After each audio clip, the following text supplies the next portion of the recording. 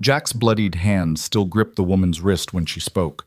Not words of thanks, but a question that would haunt him. Why would someone like you risk everything for me? Minutes ago, he'd torn metal with bare fingers to pull her from death's grip beneath that boulder. Now, as cameras flashed and sirens wailed through the mountain storm, her disbelief cut deeper than any wound. He'd saved her life. She couldn't see past his work boots. But before you hear how one moment rewrote both their destinies, drop a comment with your city below. I want to see how far Jack's story travels. Now, let's go back to where it all began. The rain had started 3 hours before Jack's shift ended, turning the mountain pass into a treacherous ribbon of mud and broken asphalt. Most drivers knew better than to take Route 47 during storm season, but Jack didn't have the luxury of most drivers. His 12-year-old pickup truck, held together by rust and prayer, couldn't handle the interstate's steep tolls, and his daughter Emma needed her medication before the pharmacy closed at 9. So there he was, knuckles white on the steering wheel, work boots still caked with concrete dust from the construction site, squinting through wipers that squeaked their protest against the deluge. The radio crackled with static and warnings about mudslides, but Jack had heard it all before. 23 years in this mountain town had taught him to read the hills like other men read newspapers. Every crack in the rock face, every shift in the wind carried its own story. What he couldn't have predicted was the black Mercedes that came screaming around the blind curve ahead, hydroplaning on the waterlogged road like a child's toy skittering across ice. Jack's foot slammed the brake, his truck fishtailing as he watched the luxury sedan's driver overcorrect once, twice, then lose control completely. The Mercedes spun in a graceful, horrible arc, almost ballet-like in its precision, before the mountain decided to claim it. The hillside, already unstable from weeks of rain, simply gave way. It happened in the space between heartbeats, a crack like thunder splitting the sky, the roar of earth moving where earth should never move. And then the boulder, easily the size of Jack's entire living room, came rolling down with the inevitability of judgment itself. The Mercedes never stood a chance. Jack's truck screeched to a stop 20 feet from where the boulder had crushed the sedan's hood and roof, pinning it against the guardrail like an insect under a boot. Steam hissed from the wreckage. The storm seemed to pause, holding its breath. For 3 seconds, Jack counted them later in the sleepless nights. He sat frozen. His daughter's face floated before him. Emma, waiting at home, probably curled up with that astronomy book she'd read 17 times, checking the clock every few minutes. Emma, who'd already lost her mother to cancer 5 years ago and couldn't afford to lose her father too. The smart thing would have been to call 911 and wait. Let the professionals handle it. Jack had no training, no equipment, nothing but a first aid kit that was mostly Band-Aids and expired aspirin. The hillside above groaned ominously, threatening to send more of itself sliding down. But then he saw the hand. Pale fingers pressed against the spiderwebbed window, streaked with blood, trembling, moving. Someone was alive in there. Jack's body made the decision before his mind caught up. He was out of the truck, rain immediately soaking through his flannel shirt, boots slipping on the mud-slicked pavement. The scene resolved into sharp focus as he ran. The boulder had struck the Mercedes at an angle, crushing the hood and roof, but leaving a narrow space where the cabin might still be intact. Might be. "Hold on!" His voice barely carried over the storm. "I'm coming!" Up close, the devastation was worse. The boulder had driven the sedan halfway through the guardrail, leaving it suspended over a ravine that dropped 200 feet into darkness. Every movement could send it over. The metal frame had buckled inward, creating a maze of jagged edges that looked like the mouth of some mechanical beast. Jack circled the wreckage, rain streaming down his face, looking for a way in. The driver's door was pinned against the boulder. The passenger side hung over the void. The back doors were crushed beyond use. Only the rear passenger window showed any promise, cracked but not shattered, still in its frame. He grabbed a rock and slammed it against the window. Once, twice. The third blow sent cracks spiderwebbing further, but the safety glass held. Jack's knuckles were bleeding now, leaving pink trails in the rain. "Please!" The voice from inside was female, young, desperate. "Please, I can't. The water's rising." Jack's blood went cold. He dropped to his knees in the mud, peering under the wreckage. She was right. A ruptured water main or broken stream, he couldn't tell which, was flooding the ravine below, and water was already pooling inside the compressed cabin. In this storm, it would fill fast. "What's your name?" Jack shouted, trying to keep his voice steady as he searched for anything useful. His hands found a tire iron in the mud, probably thrown from someone's trunk in an earlier accident. "Sarah," came the reply, thick with tears and terror. "Sarah Chen, please, I can't feel my legs." Jack wedged the tire iron under the window frame and pulled. His shoulders screamed. The metal groaned. Nothing moved. "Sarah, I'm Jack. I need you to stay calm, okay? Talk to me. Are you hurt anywhere else?" "My head. I think I'm bleeding. Everything's spinning. Oh God, the water." "Don't look at the water. Look at me." Jack repositioned the tire iron, found better leverage. "What were you doing out here in this storm?" "Board meeting. Had to get to the city. The presentation." Her words tumbled out in gasps. "My company. I can't die before the merger goes through." Board meeting. Company. Merger. The words barely registered as Jack threw his full weight against the tire iron. The window frame shifted half an inch, then another. The glass suddenly gave way, exploding outward in a shower of crystalline rain. Jack didn't hesitate. He cleared the remaining shards with his jacket-wrapped hand and thrust his upper body through the opening. The interior of the Mercedes looked like something from a nightmare. The roof had collapsed to within inches of the seats, the dashboard was caved in, and Sarah Chen was trapped in the driver's seat, pinned by the steering column across her lap. But it was her face that stopped Jack's heart. Even streaked with blood and mascara, even pale with shock and terror, she was the most beautiful woman he'd ever seen. Mid-30s maybe, with sharp cheekbones and dark eyes that held intelligence and fear in equal measure. Her black blouse, silk, expensive, now torn and soaked, clung to her frame. Diamond earrings caught the faint light from his truck's headlights. This wasn't just any driver. This was someone important, someone with money. Someone from a world so far removed from Jack's existence they might as well have been from different planets. "Sarah," he said, forcing his voice to stay calm, "I'm going to get you out. But I need to check something first." He reached down, touching her legs gently. She flinched. "Can you feel that?" I don't know. Maybe? It's numb. Everything's numb." Could be shock, could be spinal damage. Jack's construction site first aid training screamed at him not to move her, but the water pooling around her feet screamed louder. "The steering column's got you pinned. I'm going to try to lift it. When I do, you pull yourself toward me. Understand?" "I can't. I'm not strong enough." "Yes, you are." Jack locked eyes with her. "My daughter's 12.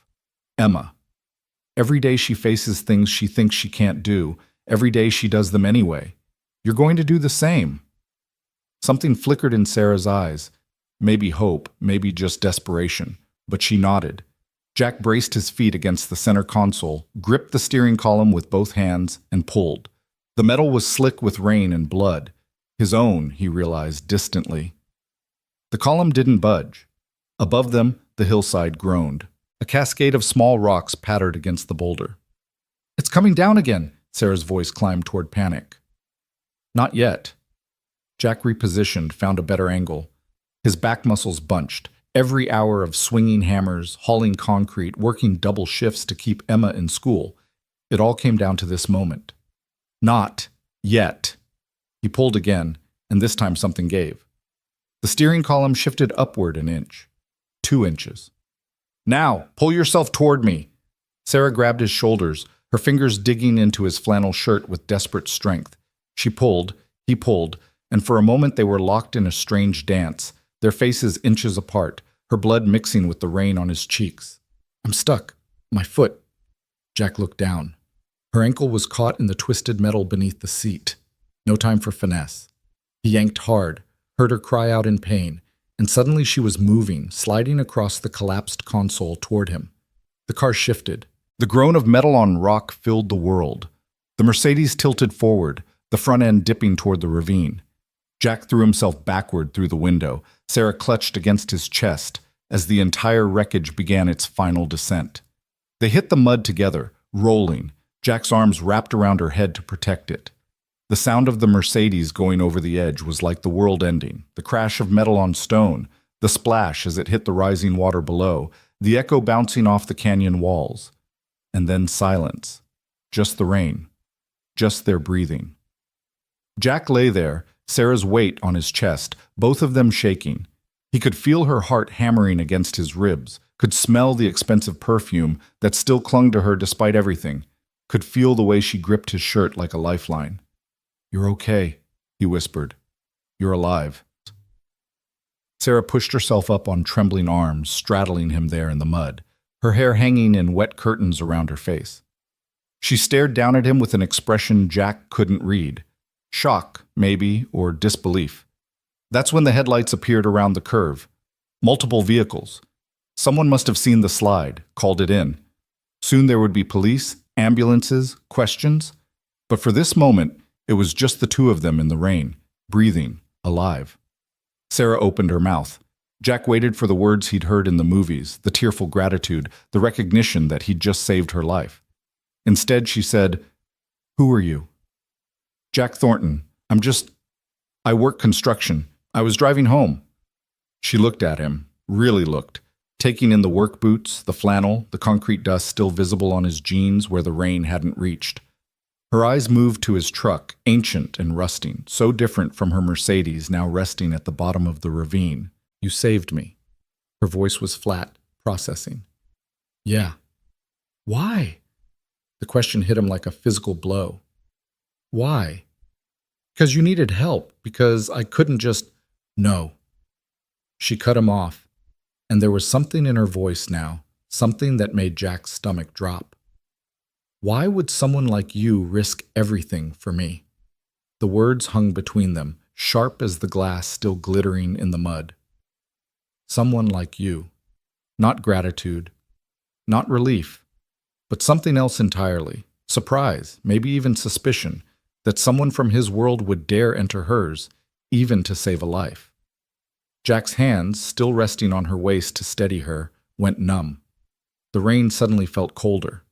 The approaching sirens sounded distant, unreal. "I don't—" He struggled for words. "I don't understand what you're asking." Sarah's expression shifted, and for a moment Jack saw something that might have been shame flicker across her features. But before she could respond, the first police cruiser skidded to a stop beside them, lights painting them both in alternating red and blue. "Everyone stay where you are," the officer's voice cut through the storm. "Is anyone hurt?"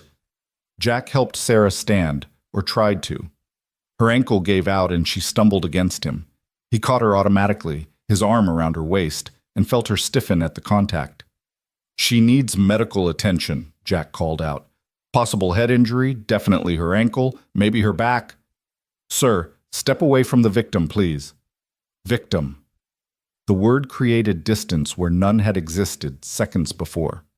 Jack released Sarah, stepping back as paramedics rushed forward with a stretcher and blankets.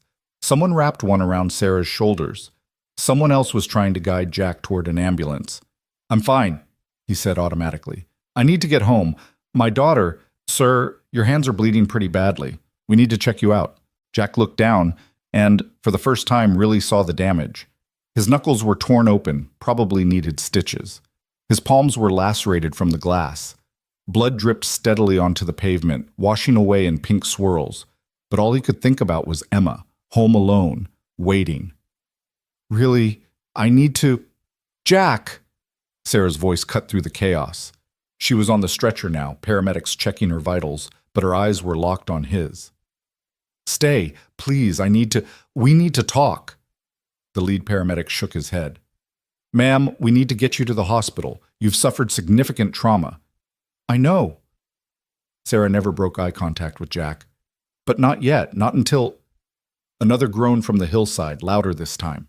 Everyone froze. The officer's radio crackled with urgent voices.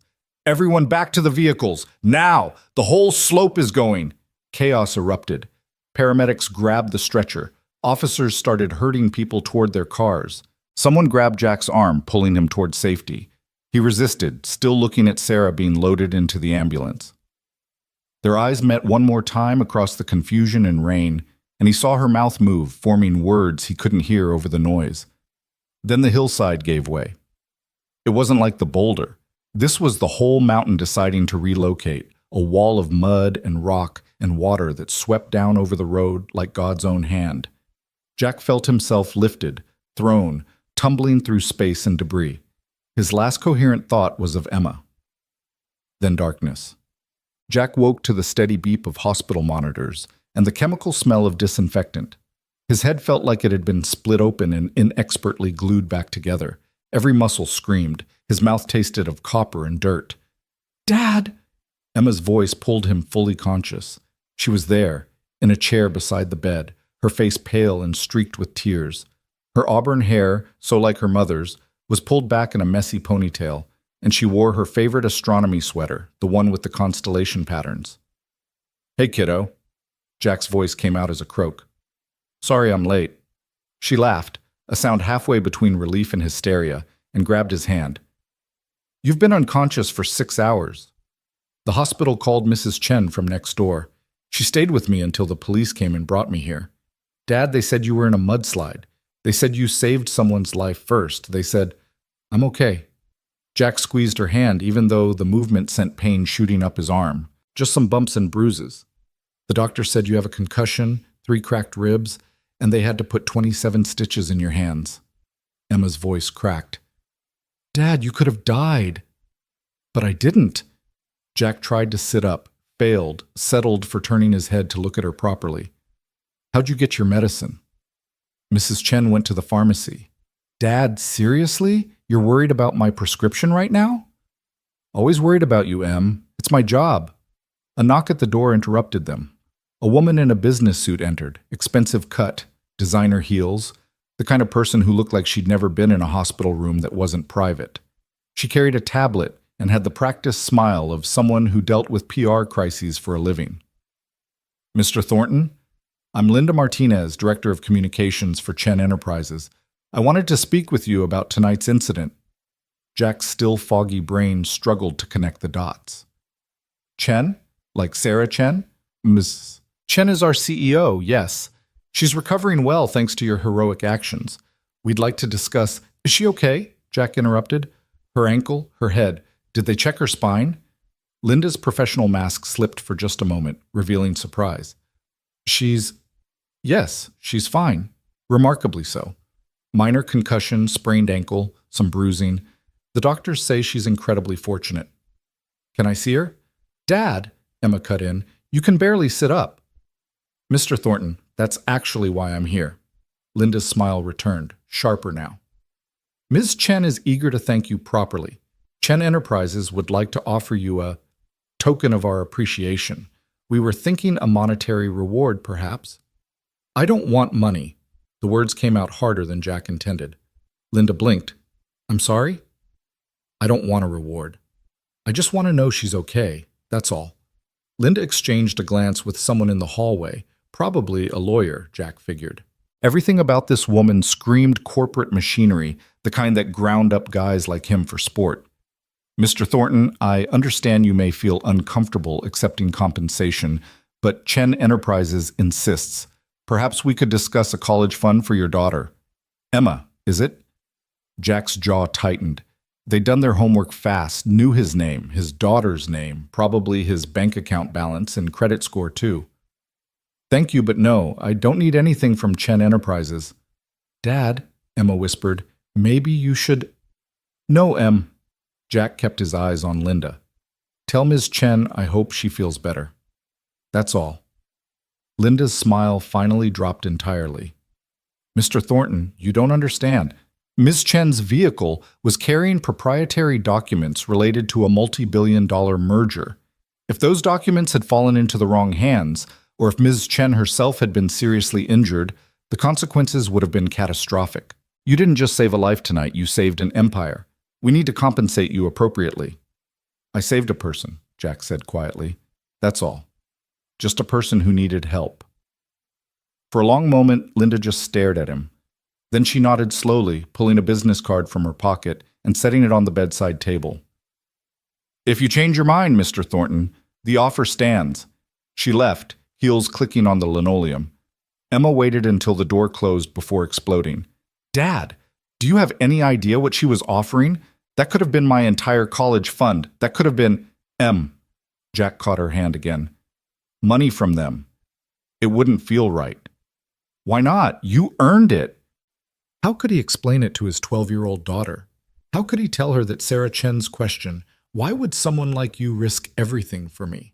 had revealed a chasm between their worlds that no amount of money could bridge? That accepting a reward would just confirm what Sarah had implied. That people like Jack only did things for people like her when there was something in it for them. Some things you do because they're right, he said finally, not because there's a reward. Emma slumped back in her chair, and Jack could see her mother in the set of her jaw, the disappointment mixed with reluctant understanding. Mary would have been proud of both of them, he thought. Mary, who'd worked 3 jobs while fighting cancer just so they wouldn't lose the house. Mary, who'd taught Emma that integrity mattered more than comfort. Can I at least meet her? Emma asked after a moment. The woman you saved? I want to see who's important enough that my dad nearly died for her. Jack opened his mouth to respond, but another knock interrupted. This time, a nurse poked her head in. Mr. Thornton, you have another visitor? A Ms. Chen? Jack's heart rate spiked. The monitor beside him helpfully announced it with increased beeping. Emma's eyes went wide. Should I leave? His daughter asked. No, stay. Jack needed the anchor. Whatever she has to say, you can hear it. The nurse nodded and stepped aside. Sarah Chen entered in a wheelchair, her right ankle wrapped and elevated, a bandage on her temple, but otherwise looking remarkably composed. She'd changed from the destroyed silk blouse into hospital scrubs, but somehow still managed to look like she owned the building. Her eyes found Jack's immediately, and something complex flickered across her face, something Jack couldn't quite read. Mr. Thornton, Emma. Sarah nodded to each of them. To the nurse, could you give us a moment, please? The nurse hesitated, glancing at Jack. He nodded and she left, closing the door behind her. Silence stretched between them. Emma's hand tightened around Jack's. I hear you refused Linda's offer, Sarah said finally. I don't want your money. So she told me. Sarah wheeled herself closer and Jack noticed her hands were shaking slightly. She also told me what you said. That you just saved a person, not an empire, just a person. Jack didn't respond. What was there to say? I need to apologize. The words came out rushed, like she'd been rehearsing them. What I said on that road, what I asked you, it was unconscionable. I was in shock, yes, but that's no excuse. You risked your life for mine, and I responded with classist garbage that I don't even believe. That's not who I am. That's not who I want to be. Emma's grip loosened slightly. Jack felt his own tension ease, but only fractionally. Why did you say it then? The question came out quieter than he intended. Sarah looked down at her hands, and for the first time since entering the room, she looked vulnerable, young. Because I was terrified. Not of dying. I'd already accepted that in the car. I was terrified that someone had saved me without wanting anything in return. In my world, Mr. Thornton, everything has a price. Every kindness has an angle. Every gesture demands reciprocation. And here you were, bleeding in the mud, asking nothing, expecting nothing, and I couldn't process it. So you assumed I must be beneath you, Jack said. Not angry, just stating fact. No, I assumed I must be beneath you. Sarah's eyes lifted, and they were bright with unshed tears. Someone with your courage, your selflessness, I couldn't understand why you'd waste it on me. Someone who spends her days in boardrooms, playing corporate chess with people's livelihoods. Someone who was probably going to fire 300 people after that merger went through. Someone who hadn't done a genuinely good thing in I don't even know how long. The confession hung in the air. Emma shifted uncomfortably. You don't know me, Sarah continued, her voice steadier now. And I don't know you, but I want to. Not as CEO of Chen Enterprises to the man who saved her life. Not as rich woman to working class hero, just as Sarah to Jack. As two people who survived something terrible together. Jack studied her face, looking for the lie, the angle, the price tag. He found none of those things. Instead, he saw genuine remorse, genuine hope, and something else, something that looked like loneliness. Okay, he said finally. Okay? Let's have coffee or something, when we can both walk without help. Talk like normal people. Sarah's smile transformed her face. I'd like that. I'd really like that. She wheeled toward the door, paused, looked back. For what it's worth, Mr. Thornton, Jack, you were wrong about one thing. What's that? You said you just saved a person, but you saved the right person, the one who needed saving in more ways than she knew. She left before Jack could respond. Emma stared at the closed door, then at her father, then back at the door. Dad? Yeah, kiddo? I think she likes you. Jack laughed, then groaned as his ribs protested. Don't be ridiculous. But even as he said it, even as Emma rolled her eyes and called him oblivious, Jack couldn't stop thinking about Sarah's eyes, about the weight of her confession, about the way she'd looked at him like he was something more than just a construction worker in muddy boots. Outside, the storm was finally breaking. The rain had softened to a drizzle, and through the hospital window, Jack could see the first hints of stars beginning to appear in the clearing sky. His hands throbbed. His head ached. His whole body felt like it had been used as a punching bag. But somewhere in his chest, in a place that had been quiet since Mary died, something sparked to life. It felt like hope. It felt like a beginning. Phan Sao. Louis Traloy Trong Muk Tin Yan Kom Nye Sang document edit. The coffee never happened. 3 days after the accident, Jack was back at work because the Bills didn't care about cracked ribs or concussions. He tried calling the number on Linda Martinez's business card, not for money, just to arrange that coffee with Sarah, but got routed through 4 different assistants before being told Ms. Chen's schedule was completely booked for the foreseeable future. The message was clear. Whatever moment they'd shared in that hospital room had been just that, a moment. Sarah Chen had returned to her world of mergers and boardrooms, and Jack Thornton had returned to his world of concrete and calloused hands. You're favoring your left side, Miguel observed on the construction site. Jack's foreman was a barrel-chested man with gray threading through his black hair and eyes that missed nothing. Those ribs still bothering you? I'm fine, Jack grunted, lifting another bag of cement mix. The movement sent pain lancing through his torso, but he'd become expert at hiding it. Emma's prescription refill was due in 2 weeks, and he couldn't afford to lose hours. Fine like you were fine when you came in with a fever last month and passed out by the mixer? Miguel crossed his arms. Jack, I saw the news. You're some kind of hero now. Saved that rich lady from her car. They showed your picture and everything. Jack's jaw tightened. The local news had indeed run the story, complete with footage from someone's dash cam showing the boulder strike and Jack's rescue. They'd called him a good Samaritan and a selfless hero.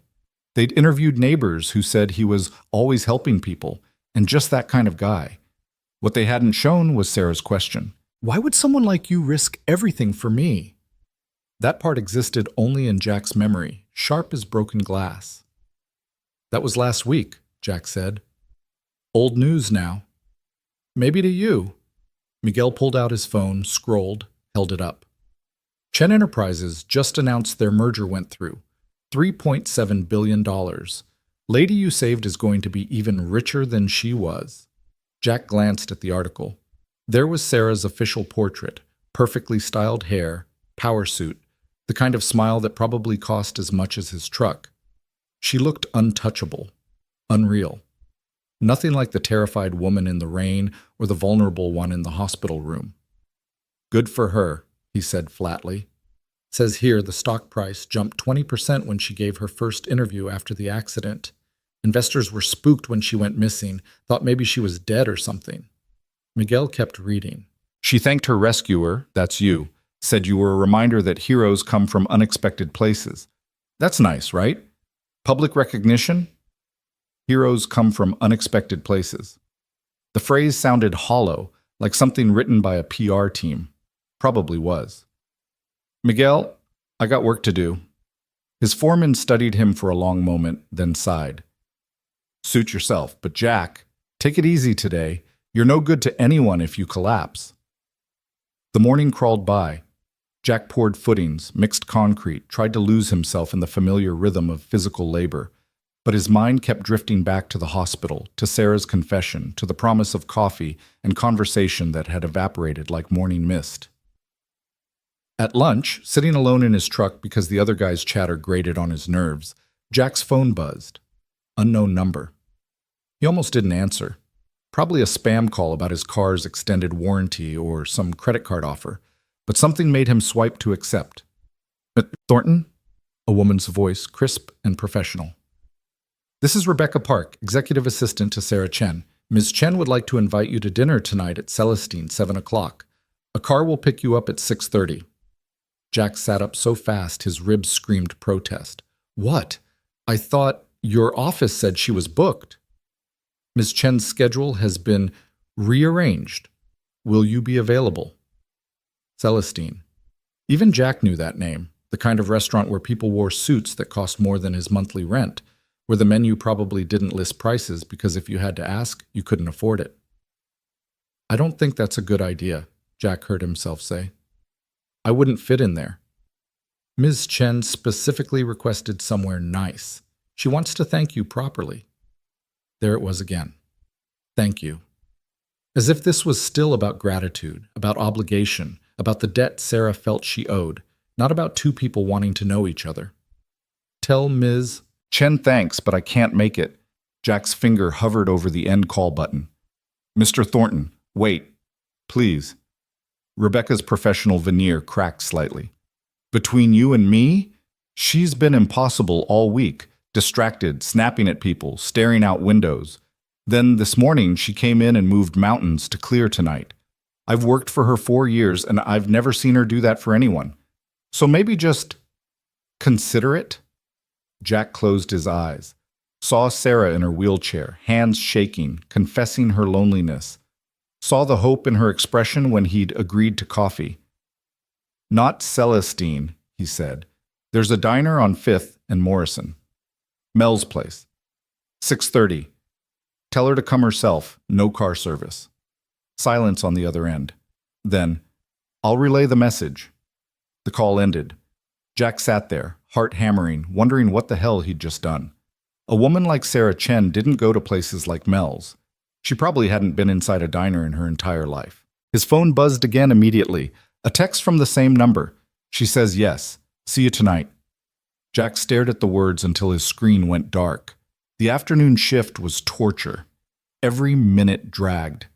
Jack caught himself checking his watch repeatedly, mentally calculating how long he'd need to shower, whether he had any clothes that weren't stained with paint or concrete dust, whether Emma would be okay with Mrs. Chen from next door for a few hours. You got a date or something? One of the younger workers, Tommy, asked when he caught Jack checking his phone for the 3rd time in 10 minutes. No, maybe. None of your business. Tommy grinned. It's that rich lady, isn't it? The one from the news?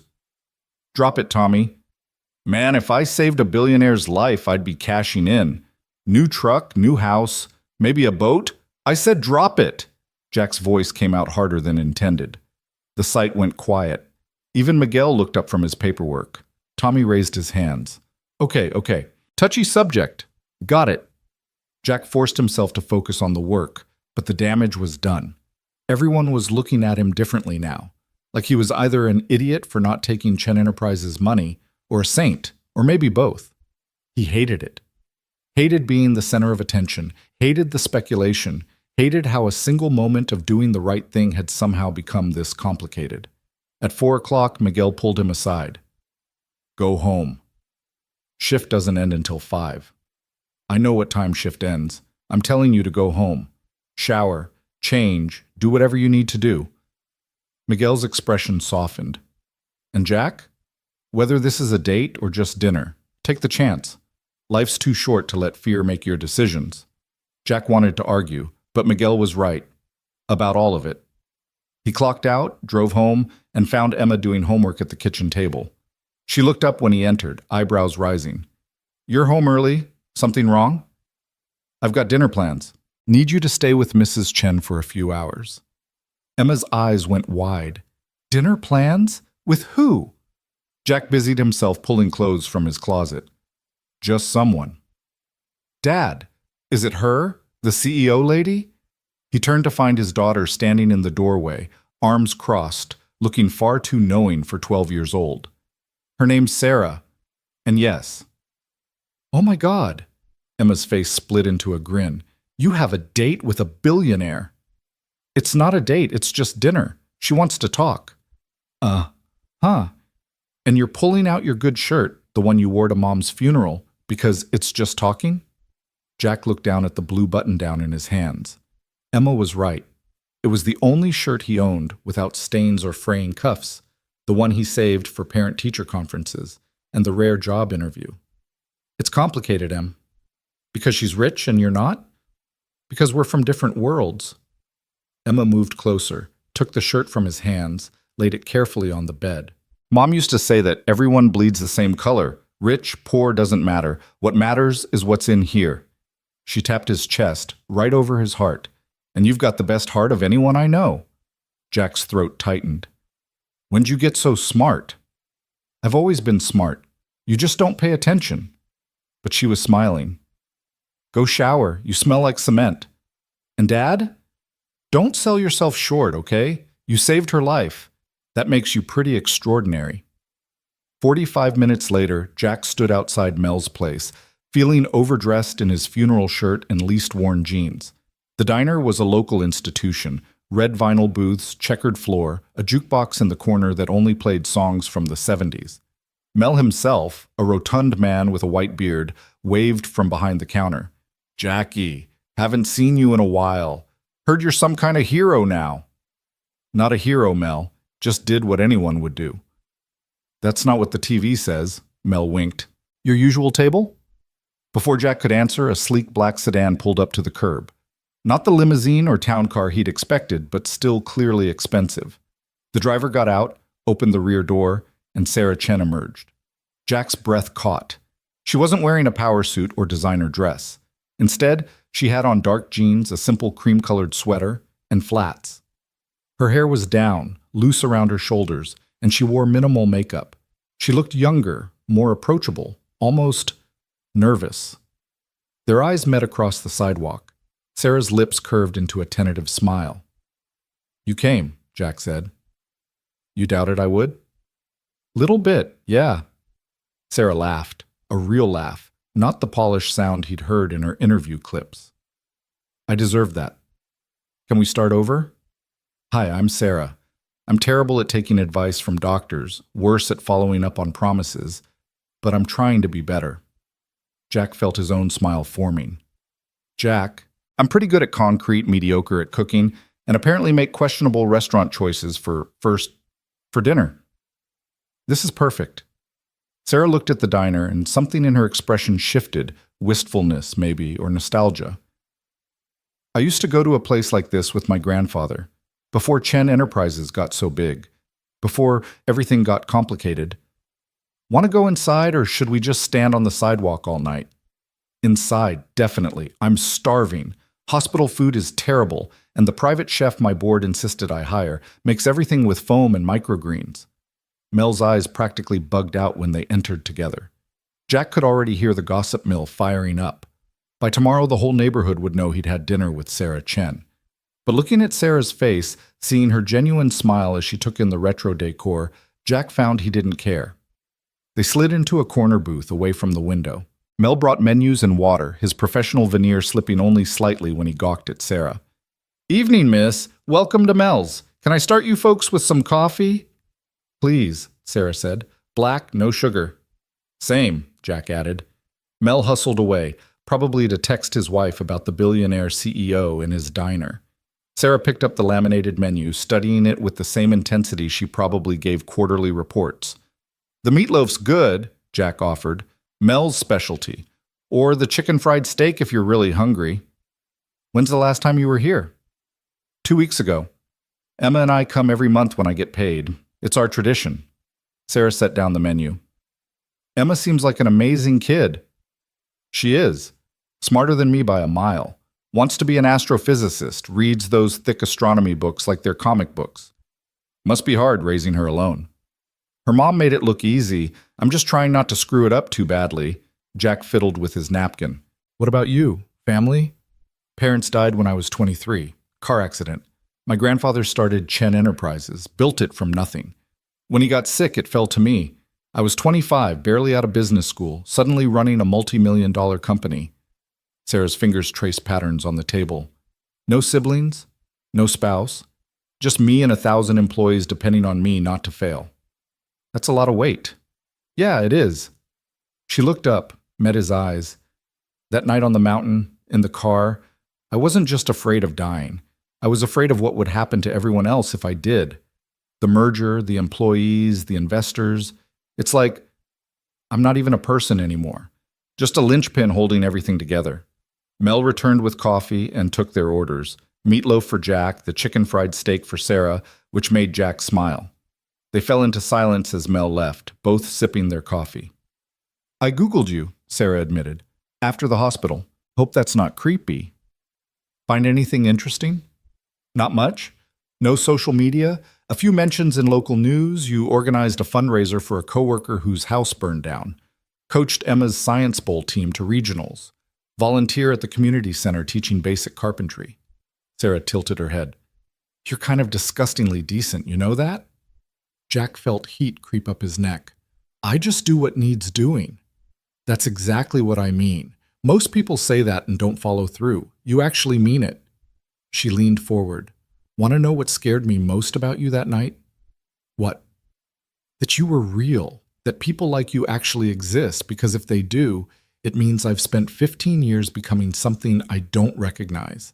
Playing corporate games, making decisions based on spreadsheets instead of people, forgetting that every number represents someone's life.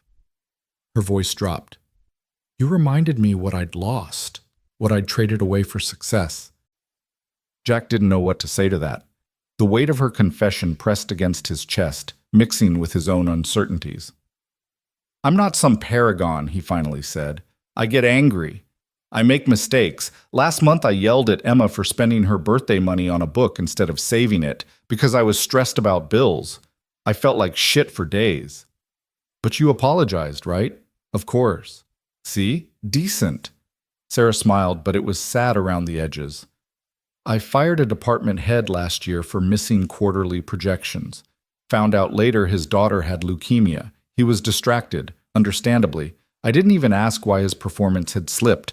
Just cut him loose. Did you make it right? I tried. Offered him his job back, paid for his daughter's treatment, but the look in his eyes when he came back, like he couldn't trust me anymore. Like he was just waiting for the next axe to fall. She stared into her coffee. Money can't fix everything, turns out. Their food arrived, interrupting the heavy moment. Sarah looked at her plate. Chicken fried steak swimming in gravy, mashed potatoes, green beans that had definitely come from a can, and laughed. I haven't eaten anything like this in years. Too pedestrian for a CEO? Too real for the person I've been pretending to be. She picked up her fork, cut into the steak, took a bite. Her eyes closed. Oh my God, this is amazing. Jack watched her eat with genuine pleasure. No pretense, no thought to appearance or propriety. This was the Sarah from the hospital room, he realized. The one without armor.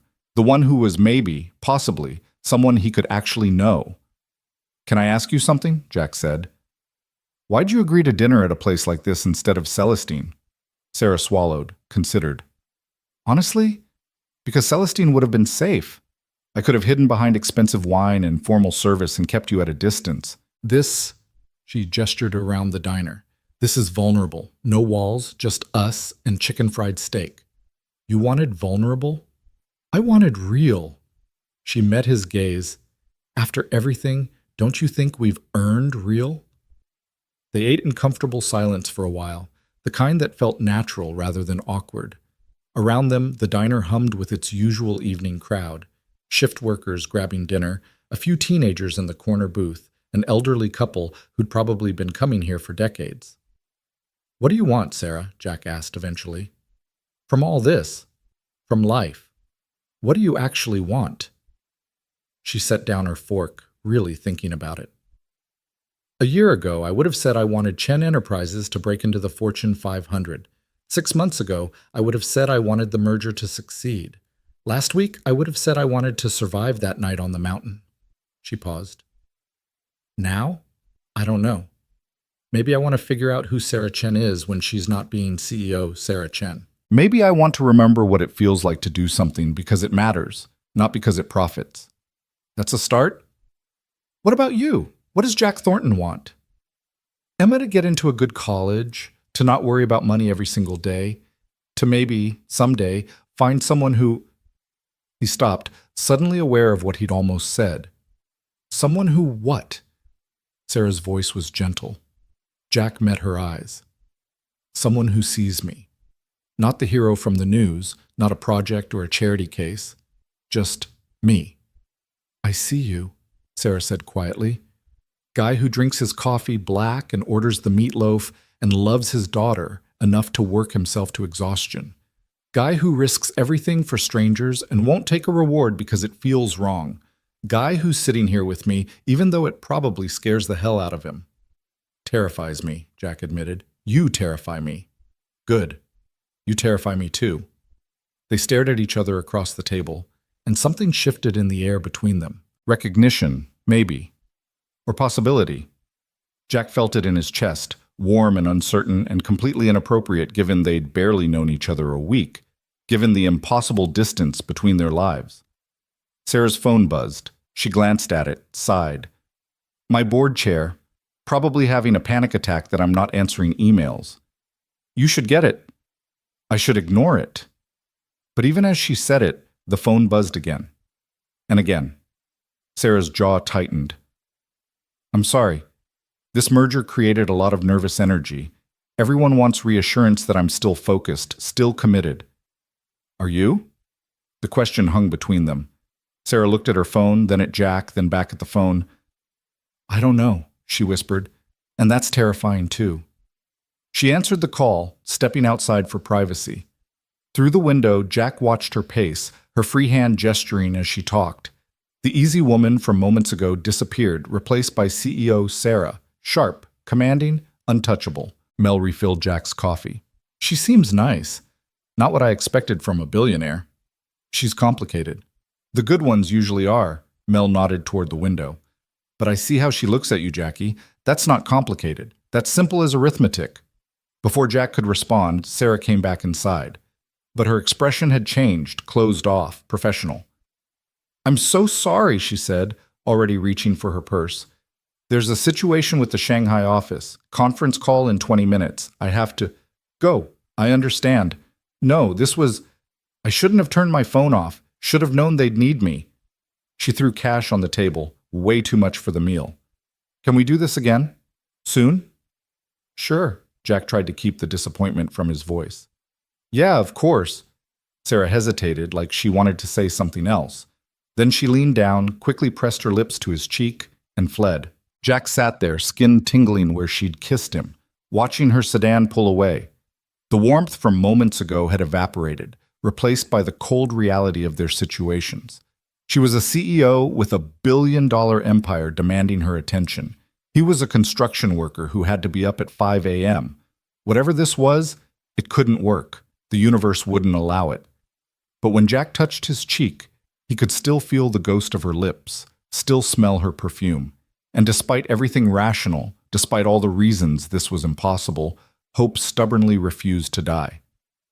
His phone buzzed, a text from an unknown number. I meant what I said. I see you. Sarah. Then another. And I'm not giving up on this. On us. Whatever this is. Jack stared at the messages, something fierce and bright blooming in his chest. He typed back, Me neither. The response came immediately. Good. Because you're stuck with me now, Jack Thornton. Fair warning. He smiled, shaking his head. Mel was right. The good ones were always complicated. The next few days fell into a strange pattern. Sarah would text at odd hours. 3 a.m. when she couldn't sleep before a board meeting, lunchtime when she had a spare moment, late evening after conference calls with Asia. Nothing profound, just fragments of her day. The VP of Operations microwaved fish in the break room. Thought you should know the depths of corporate suffering. Or, remembered something my grandfather used to say, money measures success, but character measures worth. Think he'd like you. Jack would respond between work breaks, usually with something simple. Emma aced her physics test. She's insufferable when she's right. Or, Miguel says if I check my phone one more time, I'm going to fall in a foundation trench. It was nothing. It was everything. But they couldn't seem to coordinate schedules for another dinner. Sarah had the merger integration. Jack had double shifts to cover Emma's upcoming school trip. Every time they made plans, something intervened. A crisis at Chen Enterprises, an emergency at the construction site, Emma getting sick with the flu. 2 weeks after their dinner at Mel's, Jack was up on scaffolding when his phone rang. Sarah's name on the screen. "Hang on," he told her, climbing down carefully. His ribs had finally healed enough that the movement didn't make him wince. "Okay. What's up? What are you doing Saturday?" "Emma's got her science bowl competition. Why?" Silence. Then, "Could I come? To watch?" Jack nearly dropped his phone. "You want to come to a middle school science bowl?" "I want to meet the girl who made you who you are, and maybe watch brilliant kids be brilliant. It's been a while since I've seen people compete for something other than profit margins." "Sarah, it's at a public school cafeteria. There'll be bad coffee and folding chairs and really intense parents." "Sounds perfect. Text me the address?" Before Jack could argue, she'd hung up. Miguel was grinning at him when he turned around. "Let me guess. Dinner plans?" "Science bowl." "Even better. You're introducing her to Emma. That's serious, man." "It's not. We're not." Jack struggled for words. "It's complicated." Yeah, keep telling yourself that." Saturday arrived cold and clear. Jack got to Lincoln Middle School early, helped Emma and her team set up in their designated area. She was vibrating with nervous energy, color high in her cheeks. "You okay, kiddo?" "There's a recruiter here from the state competition. Ms. Peterson says if we place top 3, we might get invited." Emma adjusted her team jersey, a terrible purple thing with Lincoln Lightning emblazoned across the front. "No pressure or anything." "You'll be great, you always are." "Is she coming?" Emma tried for casual and missed by a mile. "Sarah?" "Said she might." "Dad, don't be weird when she gets here." "I'm not weird. You're totally weird. You get this look when you talk about her, like you can't decide if you're happy or terrified." "Both. Definitely both." Emma laughed, then got called away by her teammates. Jack found a seat in the parent section surrounded by people he vaguely recognized from school functions. They nodded to him, some whispering, probably about the news coverage that had finally died down. 10 minutes before the competition started, Sarah arrived. She'd clearly tried to dress down, jeans again, a simple sweater, but everything about her screamed quality. The way she moved, the confidence in her posture, the expensive watch that probably cost more than Jack's truck. Every parent in the cafeteria turned to stare. Sarah found Jack, smiled, navigated the folding chairs to reach him. "Made it. Sorry, traffic was... Is everyone staring at us?" "You're a celebrity. Kind of comes with the territory." "Right. The merger. Forgot about that for a whole 10 minutes. She settled into the chair beside him, close enough that their shoulders touched. "Which one's Emma?" Jack pointed to his daughter, currently deep in consultation with her teammates. "Purple jersey, ponytail." "She looks like you. Same stubborn chin." She'd argue that's a strategic chin, not stubborn. Sarah laughed and several more heads turned. She noticed, her smile faltering. "Should I have stayed away? I don't want to make this harder for you or Emma." "You're here now. Might as well stay." Jack kept his voice light, but he appreciated the consideration. "Besides, Emma would kill me if you left." The competition began, rounds of rapid-fire questions covering everything from physics to literature to world history. Emma's team was sharp, fast on the buzzer, working together with the kind of synchronization that came from months of practice. Jack had seen them compete before, but watching with Sarah beside him added a new dimension. He found himself seeing it through her eyes, the pure joy of learning, the thrill of knowledge for its own sake. No profit motive or corporate strategy, just kids being brilliant because they could be. "They're amazing," Sarah whispered during a break between rounds. "Emma's incredible. She gets it from her mom. Mary was the smart one in our family." Sarah's hand found his, squeezed briefly. I think she gets it from both of you. Intelligence comes in different forms. Lincoln Lightning made it to the final round against Jefferson Prep, a school known for its academic excellence and wealthy parent donors. The tension in the cafeteria was palpable. Emma looked nervous but focused, her hand hovering over the buzzer. The final question was about astrophysics, something about gravitational lensing and dark matter.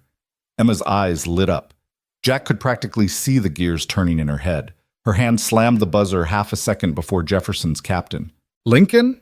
the moderator called. Emma stood, took a breath, and delivered a perfect answer complete with supporting equations. The moderator's eyebrows rose. "That is correct. Lincoln Lightning wins."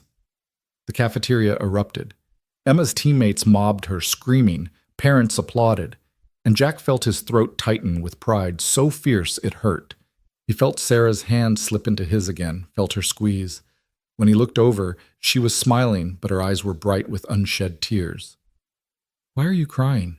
he asked softly. "Because that was beautiful. Pure. Everything my world isn't." She wiped her eyes quickly. "And because Emma's lucky to have you, and you're lucky to have her, and I'm sitting here realizing I've never had anything that uncomplicated and good in my entire life." Jack didn't think. He just pulled her close, let her rest her head against his shoulder for a moment. Around them, parents were gathering their things, kids were celebrating, but in their small bubble, time seemed to slow. "Come meet her," Jack said. "Officially." They made their way through the crowd. Emma saw them coming and her face lit up.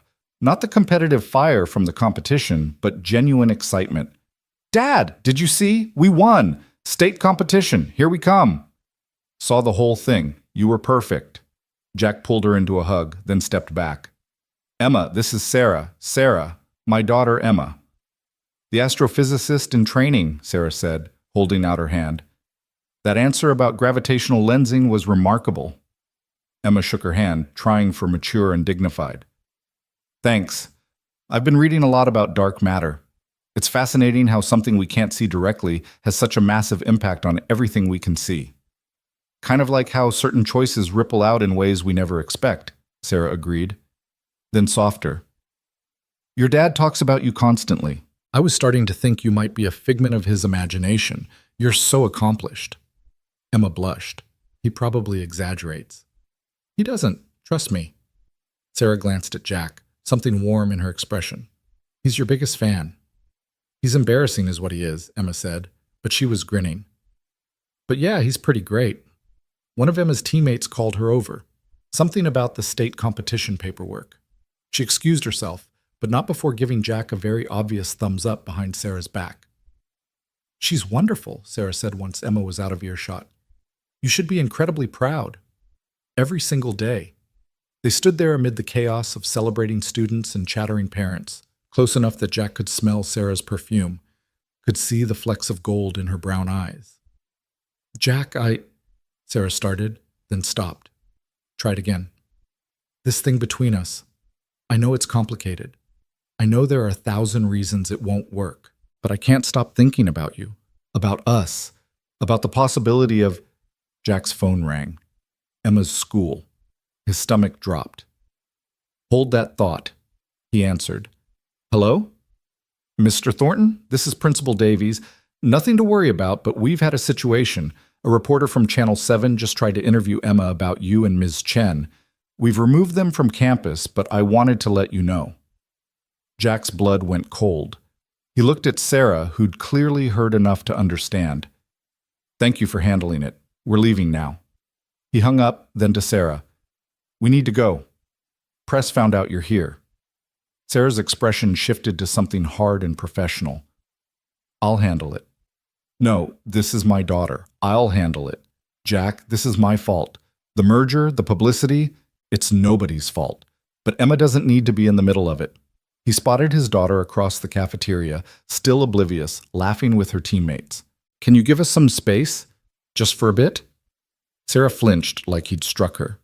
"Of course. I understand." "Sarah? No, you're right.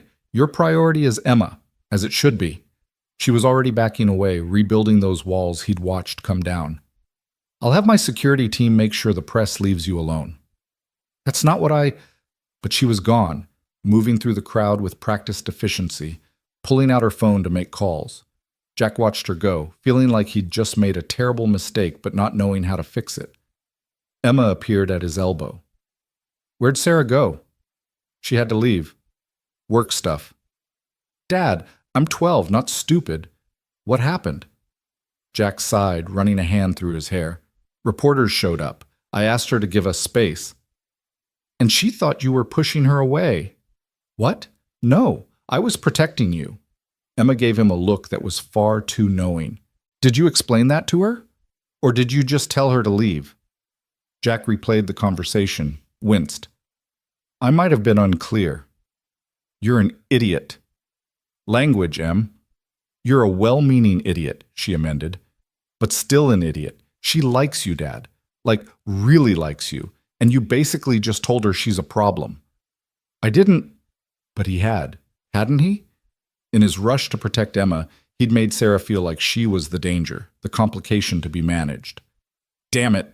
Super language, Dad. But Emma was already pushing him toward the exit. "Go. Fix it. I'll get a ride home with Ms. Peterson." "You sure?" "Positive." "And Dad? Don't screw this up. She's good for you." Jack kissed the top of her head and ran. He found Sarah outside, standing by her car, phone pressed to her ear. When she saw him, she held up a finger. "Wait." Jack waited, heart hammering, while she finished her call. "Security's pulling the press credentials of anyone who approaches your family," she said when she hung up. "It won't happen again." "Sarah, I'm sorry. I didn't mean—" "You were protecting your daughter. I get it. I'd do the same." "No, listen, I panicked. The idea of Emma being hounded by reporters, of her life being disrupted because of my choices, I just reacted." Jack moved closer. "But I didn't mean to make you feel like you were the problem. You're not the problem." "Aren't I?" Sarah's smile was sad. "My world comes with cameras and scrutiny and people who think your private life is public property. That's not fair to you or Emma. Life's not fair, we deal with it." "But should you have to?" She turned away, staring at nothing. "Maybe this was a mistake. Maybe that night on the mountain, maybe we should have just stayed strangers." "Do you believe that?" Silence. "Sarah, do you actually believe that?" She turned back, and the vulnerability in her expression nearly undid him. "No, but maybe I should." Jack closed the distance between them, took her hands in his. "Here's what I believe. I believe Emma needs a father who shows her that good things are worth fighting for. I believe you need someone who sees you, not your bank account or your company, and I believe we're both scared as hell, but that doesn't make this wrong. Your daughter should be your priority." "She is. She always will be. But Emma's the one who told me to come after you, said you're good for me." Jack squeezed her hands. "She's usually right about these things." "She's 12. "A very wise 12. Sarah laughed, shaky and wet. "This is insane. We barely know each other." "So we get to know each other, slowly, carefully, with lots of communication and probably some more panic attacks." Jack managed a smile. "I'm willing, if you are." "What if I screw it up?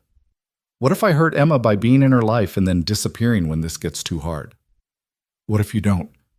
What if this is the start of something amazing?" Jack pulled her closer.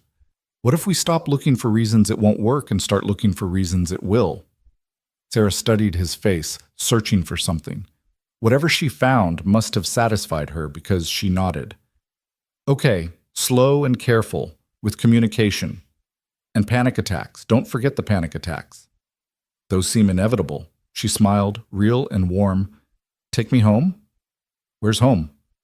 "Wherever you are, apparently." Jack kissed her then, soft and brief, a promise more than a passion. When they broke apart, Sarah was smiling. "Emma's going to be insufferable about this," Jack warned. "She's probably already planning the wedding."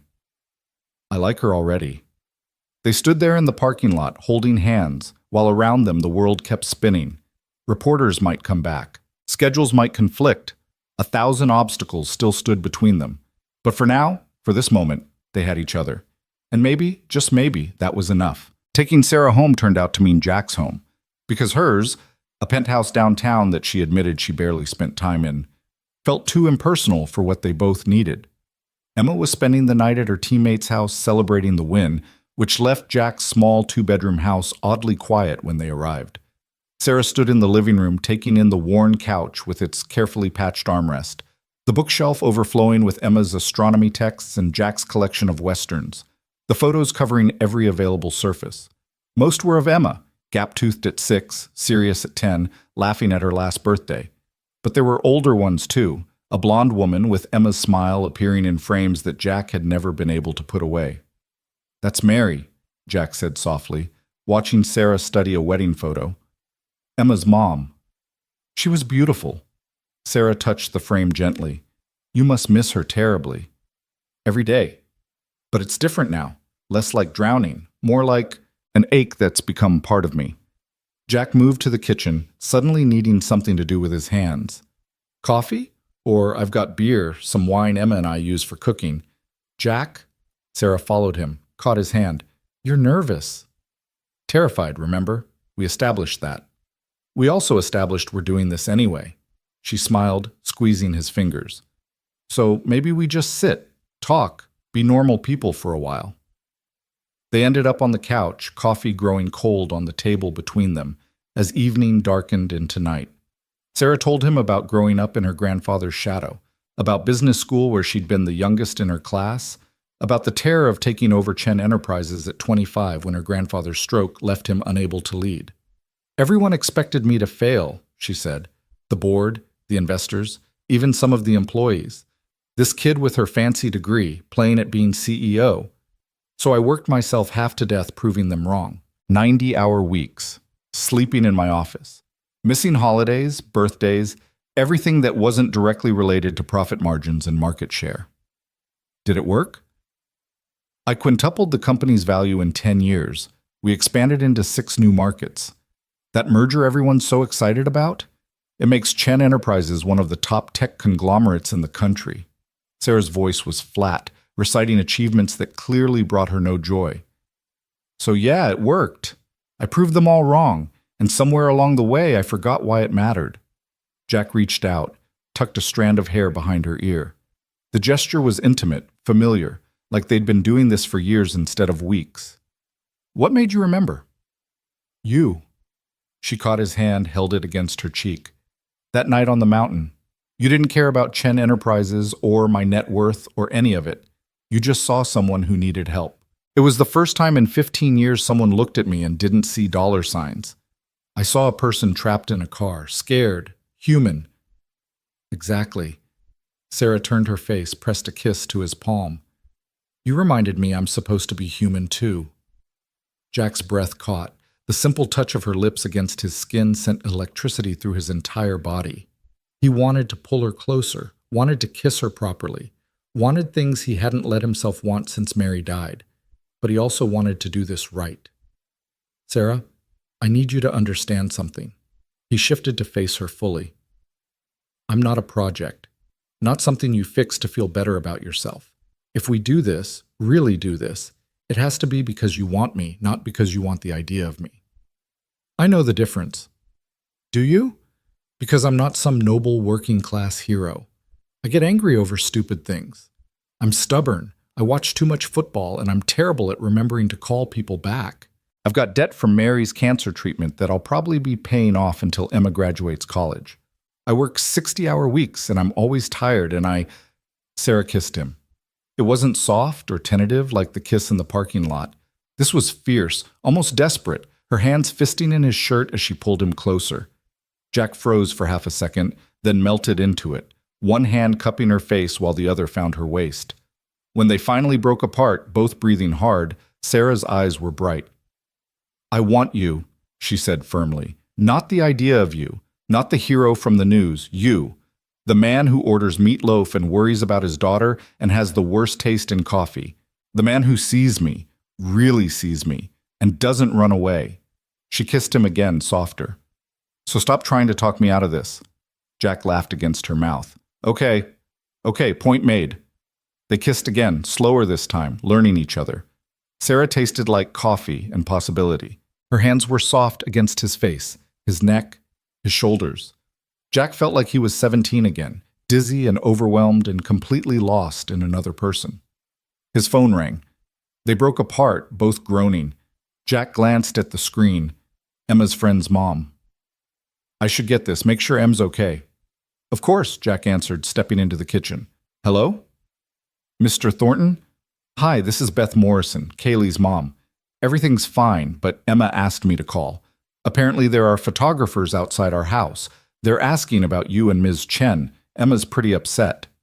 Ice flooded Jack's veins. Are they on your property? No, just on the street. But it's making Emma uncomfortable. I can't blame her. It's making me uncomfortable too. I'll be right there. Jack hung up, turned to find Sarah already standing, face pale. The press found her. Yeah. I'll call my security team. They can… No. Jack grabbed his keys. I need to get her. Bring her home where she's safe. Let me come with you, please. This is my fault. Jack wanted to argue, but the plea in Sarah's voice stopped him. Okay, but we do this my way. No security team, no corporate muscle, just us. They made it to the Morrison house in 15 minutes that felt like hours. Sure enough, 3 photographers with professional cameras were camped on the sidewalk, exactly where they couldn't be legally removed. They perked up when Jack's truck appeared, cameras already lifting. Stay in the truck, Jack said. I'll get Emma. Jack, please, trust me. He got out, ignored the cameras flashing, the questions being shouted. Beth Morrison opened the door before he could knock, Emma right behind her, looking furious and scared in equal measure. Dad, they've been here for an hour, asking about Sarah, about you, about whether you're dating. It's okay, kiddo, we're going home. Jack thanked Beth, apologized profusely, then guided Emma toward the truck with one arm around her shoulders. The photographers surged forward. Mr. Thornton, is it true you're in a relationship with Sarah Chen? How long has this been going on? Is she in the truck? Miss Chen, any comment? Jack felt Emma tense, saw her face flush with anger. Before she could say something that would definitely end up online, he squeezed her shoulder. No comment. Please respect my daughter's privacy. But the public has a right to know what… The public has a right to nothing where my kid is concerned. Jack's voice went hard. You want a story? Call Chen Enterprises on Monday. But right now, you're going to step back and let us leave. Something in his tone must have registered, because they actually backed up half a step. Jack got Emma into the truck, only then noticing Sarah had gotten out on the other side, was facing down the photographers with an expression that could freeze lava. Gentlemen, she said coolly, you have exactly 10 seconds to get in your vehicles and leave this neighborhood, or I make a single phone call and ensure none of your outlets get another interview, press release, or advance notice from Chen Enterprises for the next 5 years. I can also have a conversation with your editors about harassment and stalking. Miss Chen, we're on public property. 9 seconds. They left. Sarah got back in the truck and Jack just stared at her. That was terrifying, Emma offered from the back seat. That was so cool. I was going to say impressive, Jack finished. He pulled away from the curb, heading home. Thank you. I meant what I said. They don't get to harass you. Sarah turned in her seat to look at Emma. I'm so sorry. This is exactly what your dad was worried about. It's not your fault reporters are jerks. Emma's voice was steady, but Jack could see her hands shaking slightly. But Dad, is this going to keep happening? Because I can handle a lot of things, but photographers camping outside my friends' houses isn't one of them. It won't happen again, Sarah said before Jack could respond. I promise. I'll make sure of it. How? Emma challenged. You can't control the press. No, but I can control what they think is newsworthy. Sarah pulled out her phone, started typing. If Jack and I stop being mysterious, stop being a secret, there's no story. So we go public, officially, on our terms. Sarah, wait, Jack started. Too late. Just posted to my personal social media. She held up the phone. On screen was a photo she must have taken at the Science Bowl, Jack and Sarah sitting together, both smiling at something off camera. The caption read, Sometimes life puts you exactly where you need to be. Grateful for new beginnings. Jack's mouth went dry. You just told the entire world we're together. I told the world I'm grateful for you. There's a difference. Sarah met his eyes. Unless you don't want to be public? I should have asked first. God, I'm sorry. I just reacted. It's fine. And surprisingly, it was. Jack felt lighter somehow, like a weight he hadn't known he was carrying had lifted. Actually, it's perfect. Emma leaned forward between the seats. Can I see? Sarah handed back the phone. Emma studied the photo, and her face softened. You look happy, both of you. We are, Jack said, catching Sarah's eye. Complicated and terrified, but happy. Good, Emma returned the phone. Because if you're going to disrupt my entire life with your relationship drama, you better at least be happy about it. They arrived home to find Jack's phone exploding with notifications. Apparently Sarah's post had been noticed. Her publicist was calling, news outlets were requesting comment, and Jack's own Facebook account that he barely remembered having was suddenly getting friend requests from people he'd never met. Welcome to my world, Sarah said dryly as they all stared at Jack's phone. Gets easier, I promise. When? I'll let you know if I figure it out. Emma disappeared into her room to call Kaylee and probably dissect the evening's drama. Jack and Sarah collapsed onto the couch again, though the mood was different now, less romantic possibility, more shell-shocked solidarity. I handled that wrong, Sarah said after a moment. The post. I should have discussed it with you first. You were protecting Emma. I get it. Still, it was impulsive. My board's going to have opinions. The investors. She stopped herself. I'm doing it again. Making this about business instead of us. Jack pulled her close, let her rest against his chest. Can I tell you something my wife used to say? Of course. Mary had this theory about decisions. She said there are head decisions and heart decisions. Head decisions are logical, planned, safe. Heart decisions are messy and scary, and sometimes really stupid. But the heart decisions are the ones you remember on your deathbed. He pressed a kiss to Sarah's hair. Posting that photo? That was a heart decision, and I'm glad you made it. Sarah tilted her face up to look at him. You're kind of wonderful, you know that? Emma thinks I'm oblivious and stubborn. She's 12. She's legally required to think that about her parent. They sat in comfortable silence, Sarah's head on Jack's shoulder, his arm around her waist. Through Emma's closed door, they could hear her talking animatedly to Kaylee, probably recounting every detail of the photographer confrontation. She's resilient, Sarah observed. Like her dad. Like her mom. Mary was the strong one. I think you're selling yourself short. Sarah traced patterns on his chest absently. You raised that incredible girl essentially alone. Built a life for her on a construction worker's salary. Never gave up, never stopped fighting. That's not weakness, Jack. Didn't have a choice. She needed me. There's always a choice. You chose to stay, to fight, to be present. Sarah's voice went quiet. My parents were alive until I was 23, and I barely knew them. They were always working, always busy, always prioritizing the company over everything else. I swore I wouldn't be like them. Then my grandfather got sick and I became exactly like them.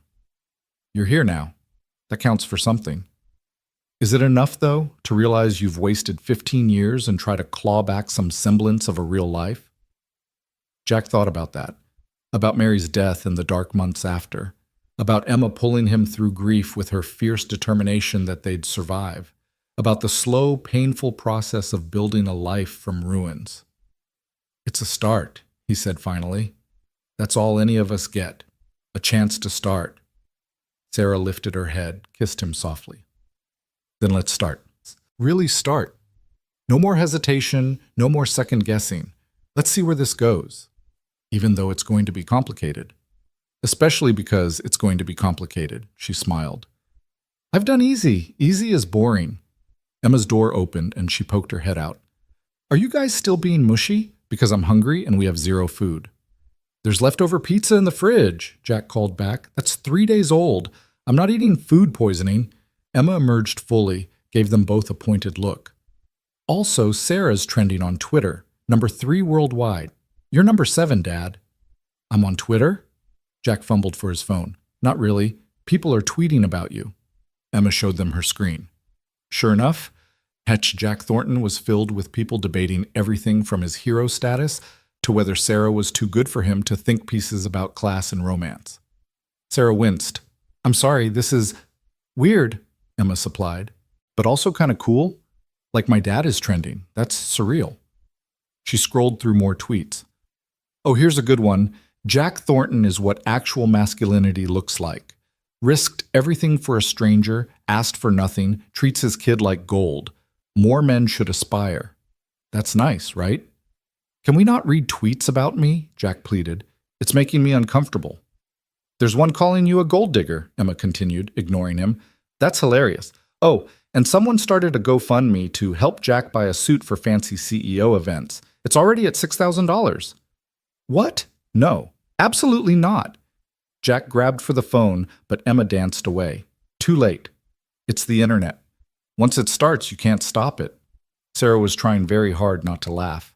For what it's worth, I think you look great in flannel. See? Sarah thinks you're hot in your work clothes. Emma grinned. I'm keeping the GoFundMe link. College fund. Emma? Margaret Thornton? Okay, I'll have them shut it down. But she was still grinning. Can we order Chinese, please? I'll even let you two have your weird adult alone time after, if you feed me. Jack looked at Sarah, who shrugged. Chinese sounds perfect.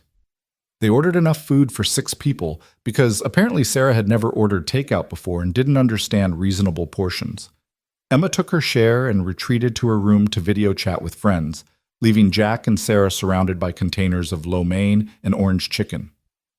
This is nice, Sarah said, expertly wielding chopsticks. Normal. When's the last time I did something normal? You really never ordered takeout. I have a meal service. They deliver prepared organic meals tailored to my nutritional needs and meeting schedule. At Jack's expression, she laughed. I know, it's ridiculous, but it's efficient. Efficient isn't the same as living. I'm starting to realize that. Jack's phone buzzed again. This time it was Miguel. Saw the news. Proud of you, man. Also, you're definitely trending on the site. Tommy's telling everyone he called it first. Then another text from a number Jack didn't recognize. Mr. Thornton, this is Linda Martinez from Chen Enterprises. I see Ms. Chen has made a public statement. The board would like to arrange a meeting with you both to discuss how to handle the media attention. Please call me Monday morning. Jack showed Sarah the message. She sighed. I was hoping we'd have more than 12 hours before corporate got involved. What does that mean? A meeting with the board? It means they want to make sure you're not a liability, that this relationship won't damage the company's image or stock price, that you understand what you're getting into. Sarah set down her chopsticks. They're going to be formal and intimidating and probably offer you an NDA to sign. An NDA about what? About me. About us. About anything you might learn about Chen Enterprises through proximity to me. She rubbed her temples. This is exactly the kind of thing that makes dating impossible when you're a CEO. So what do we do? Sarah looked at him, really looked at him, like she was memorizing his face. We have 2 options. 1, we end this now before it gets more complicated. You go back to your life, I go back to mine, and we have a nice story about a moment of connection that didn't work out. Jack's chest tightened. What's option 2? 2, we tell the board to shove their meeting. I'm a 38-year-old woman who can date whoever she wants. They don't get a say in my personal life, NDA or not. She reached across the table, took his hand. But that option means things get harder. More scrutiny, more press, more people having opinions about us. Are you ready for that? Are you? I asked you first. Jack thought about Emma's face when she'd seen the photographers. Thought about Mary and the quiet life they'd built, free from cameras and commentary. Thought about all the ways this could go wrong, all the complications still ahead. Then he thought about Sarah's smile when she watched Emma win the Science Bowl, the way she'd stood up to those photographers without hesitation, the feeling of her hand in his, solid and real and right. I'm ready, he said. Bring on the board meeting. Sarah's smile could have lit up the entire house. You're sure? Because once we do this, there's no going back to anonymous construction worker. You'll be Jack Thornton, the guy dating Sarah Chen. That identity follows you. Good thing I'm comfortable with who I am then. Jack squeezed her hand. Besides, someone once told me that the heart decisions are the ones you remember. This is a heart decision. Using my own wisdom against me. That's fighting dirty. You should see me negotiate with Emma over bedtime. I fight very dirty. They cleaned up the Chinese food containers together, moving around Jack's small kitchen with surprising synchronization. Sarah washed while Jack dried, and there was something deeply intimate about the domestic simplicity of it. No staff, no meal service, just two people doing dishes. I could get used to this, Sarah said softly. Washing dishes? Being normal. Being with you. She handed him a plate. It's like I can breathe for the first time in 15 years. Jack set down the dish towel, turned her to face him. Her hands were still wet, dripping on his floor, but he didn't care. He kissed her slowly, thoroughly, pouring every unspoken feeling into the connection between them. When they finally broke apart, Sarah was breathless. What was that for? For being brave. For choosing this. For being you. Jack tucked a strand of hair behind her ear. And fair warning, I'm falling for you, like seriously falling. So if you're going to back out, do it now before I'm completely gone. Sarah's eyes went wide, then soft, then bright with tears. She blinked away quickly. You can't just say things like that. Why not? It's true. Because She stopped, swallowed hard. Because I'm falling too, and that terrifies me. I don't do feelings well. I plan and strategize and control, and feelings don't follow any of those rules. Good. Plans are overrated anyway. Jack pulled her close, held her against his chest, to weigh quickly. You can't just say things like that. Why not? It's true. Because She stopped, swallowed hard. Because I'm falling too, and that terrifies me. I don't do feelings well. I plan and strategize and control, and feelings don't follow any of those rules. Good. Plans are overrated anyway. Jack pulled her close, held her against his chest. We'll figure it out as we go. That's a terrible strategy. Maybe, but it's our strategy. They stood there in Jack's kitchen, holding each other while Emma's music played softly through her bedroom door and the night deepened outside. Somewhere in the city, people were still tweeting about them. Reporters were still writing stories. Sarah's board was probably having emergency calls about image management. But here, in this small house, with its worn furniture and overflowing bookshelves, none of that mattered. Here, they were just Jack and Sarah, two people who'd found each other in the worst possible circumstances and decided to take a chance anyway. Emma emerged around 10, yawning. Sarah, are you staying over? Because if you are, the couch is pretty uncomfortable. You should probably take Dad's bed and he can have the couch. Emma! Jack felt his face heat. What? I'm being practical. We both know you'll offer anyway. Emma looked between them. Unless you're both sleeping in Dad's room? In which case, I'm 12 and really don't need those details. Sarah was trying not to laugh. I should probably go home anyway. Early morning tomorrow, lots to handle before the board meeting Monday. Or, Emma said carefully, you could stay. Work from here. We have Wi-Fi, decent coffee, and Dad makes pretty good pancakes for breakfast. She focused on Sarah. Plus, if you leave now, the photographers might follow you. But if you stay, they get bored and go away. Strategic thinking.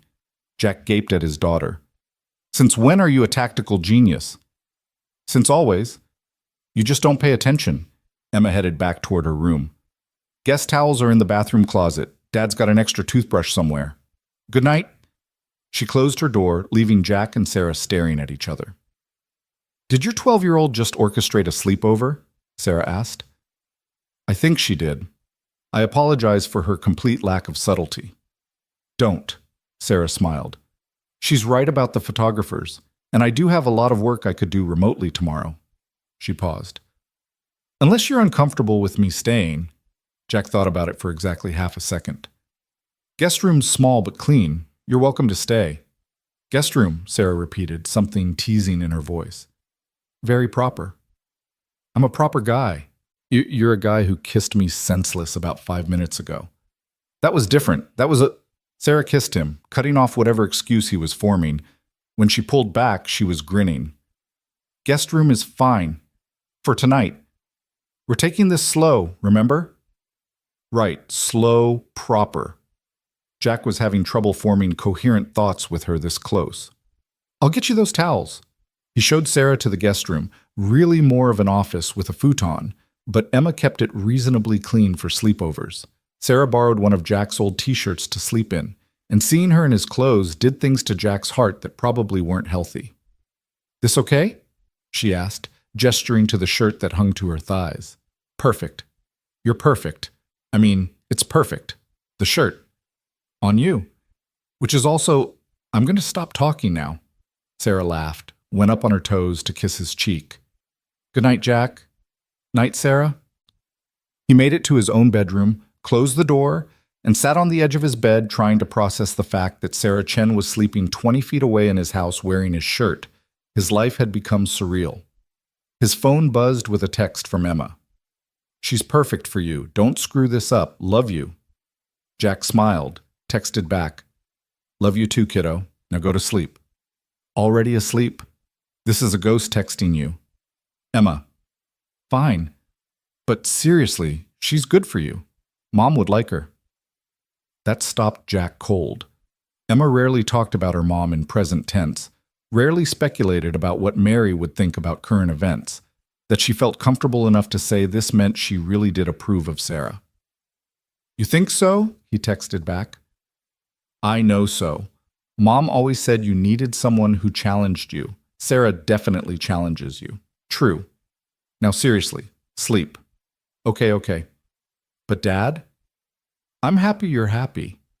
Jack set down his phone, lay back on his bed, and stared at the ceiling. Happy? Was he happy? The word felt foreign after so many years of just surviving, just getting through each day for Emma's sake. But yeah, he was happy. Terrified and confused and completely out of his depth, but genuinely happy for the first time since Mary died. Sunday morning arrived with bright sunshine and Emma singing off-key in the kitchen. Jack shuffled out to find his daughter making pancakes while Sarah sat at the kitchen table with her laptop, already dressed and working despite it being barely 7 a.m. "Morning," Sarah said, looking up with a smile. "Emma's teaching me about dark matter. Apparently I've been fundamentally misunderstanding astrophysics my entire life." "Join the club," Jack said, moving to the coffee maker. "She corrects me at least once a week." "Because you keep calling asteroids space rocks, Dad. They have proper classifications." Emma flipped a pancake expertly. "Sarah, you want chocolate chips in yours?"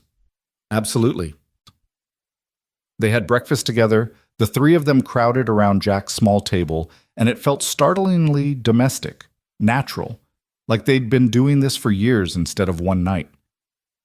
After breakfast, while Emma showered and Sarah returned to her laptop, Jack's phone rang. Linda Martinez again. "Mr. Thornton, good morning. I wanted to follow up about Monday's meeting. 10 a.m. at Chen Enterprises headquarters. Please dress appropriately, business casual at minimum." "About that meeting," Jack started. "It's non-negotiable, I'm afraid. The board is quite insistent." "Then I guess I'll see you Monday." Jack hung up before Linda could respond. Sarah looked up from her laptop. "The board?" "Meeting's confirmed, Monday at 10. Jack refilled his coffee. "Your assistant strongly suggested I dress appropriately." "Ignore her. Wear whatever makes you comfortable." Sarah closed her laptop. "Jack, I meant what I said last night. They don't get to dictate our relationship. This meeting is a formality. They'll posture, make their concerns known, and ultimately accept that I'm an adult who makes her own decisions." "You sound very confident about that." "I own 51% of Chen Enterprises. They can't actually stop me from doing anything." She paused. "But I'd like you there anyway. Show them exactly who you are. Let them see what I see." "And what's that?" Sarah stood, moved to where Jack leaned against the counter, slid her arms around his waist. "Someone genuine. Someone who knows what actually matters. Someone who makes me want to be better than I've been." Emma's voice floated from the hallway. "If you guys are making out in the kitchen, please stop before I come out there and I'm traumatized forever." They broke apart, both laughing. Sarah called out, "Your daughter has excellent timing." "She really doesn't," Jack muttered, but he was smiling. The rest of Sunday passed in surprising normalcy. Sarah worked while Emma did homework, and Jack tackled some repairs around the house he'd been putting off. They ordered pizza for lunch, watched a documentary about black holes that Emma insisted they'd both enjoy, and generally existed together in a way that felt comfortable rather than forced. It wasn't until Sarah was preparing to leave, she had meetings Monday morning before the board situation, that reality intruded again. "I'll send a car for you tomorrow," she said, gathering her things. 9:30 pickup, gets you to the office with time to spare. "I can drive myself." "To downtown during rush hour? That's like an hour in traffic from here." Sarah touched his face gently. "Let me do this one thing. Please." Jack nodded and Sarah kissed him goodbye. A real kiss, full of promise and heat, completely inappropriate with Emma in the next room, but neither of them cared. "Monday, then," Sarah whispered against his lips. "Monday." She left, and the house felt emptier without her. Emma appeared in the doorway, watching Sarah's car pull away. "You really like her," Emma observed. "I really do." "Good, because she really likes you too." Emma turned to face him. "Dad, I know this is scary. New relationship, complicated situation, all that stuff. But you deserve to be happy, and she makes you happy. So whatever happens tomorrow with those board people, don't let them take that away from you." Jack pulled his daughter into a hug. "When did you get so wise?" "I've always been wise. You just don't listen." Monday morning, Jack stood in front of his closet, having a minor crisis. Business casual, Linda had said.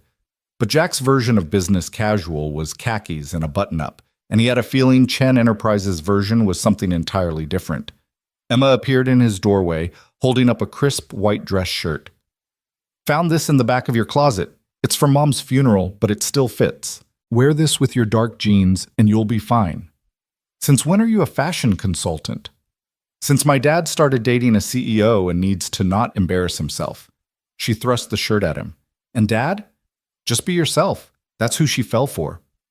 The car arrived precisely at 9:30, a sleek black sedan with a professional driver who didn't try to make small talk.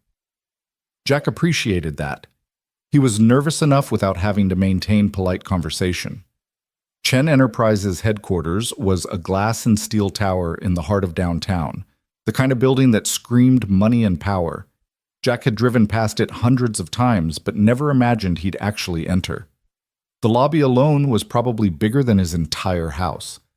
Linda Martinez met him at security, clipboard in hand and expression neutral. "Mr. Thornton, right on time. Ms. Chen is in the meeting already. We're on the 42nd floor." The elevator ride was silent and seemingly endless. When the doors finally opened, Jack found himself in a reception area that looked like it belonged in a design magazine. Everything was chrome and glass and expensive art he didn't understand. "This way." Linda led him down a hallway to a massive conference room. Through the glass walls, Jack could see a long table surrounded by people in suits. Sarah sat at the head, looking every inch the CEO in a charcoal suit and her hair pulled back severely.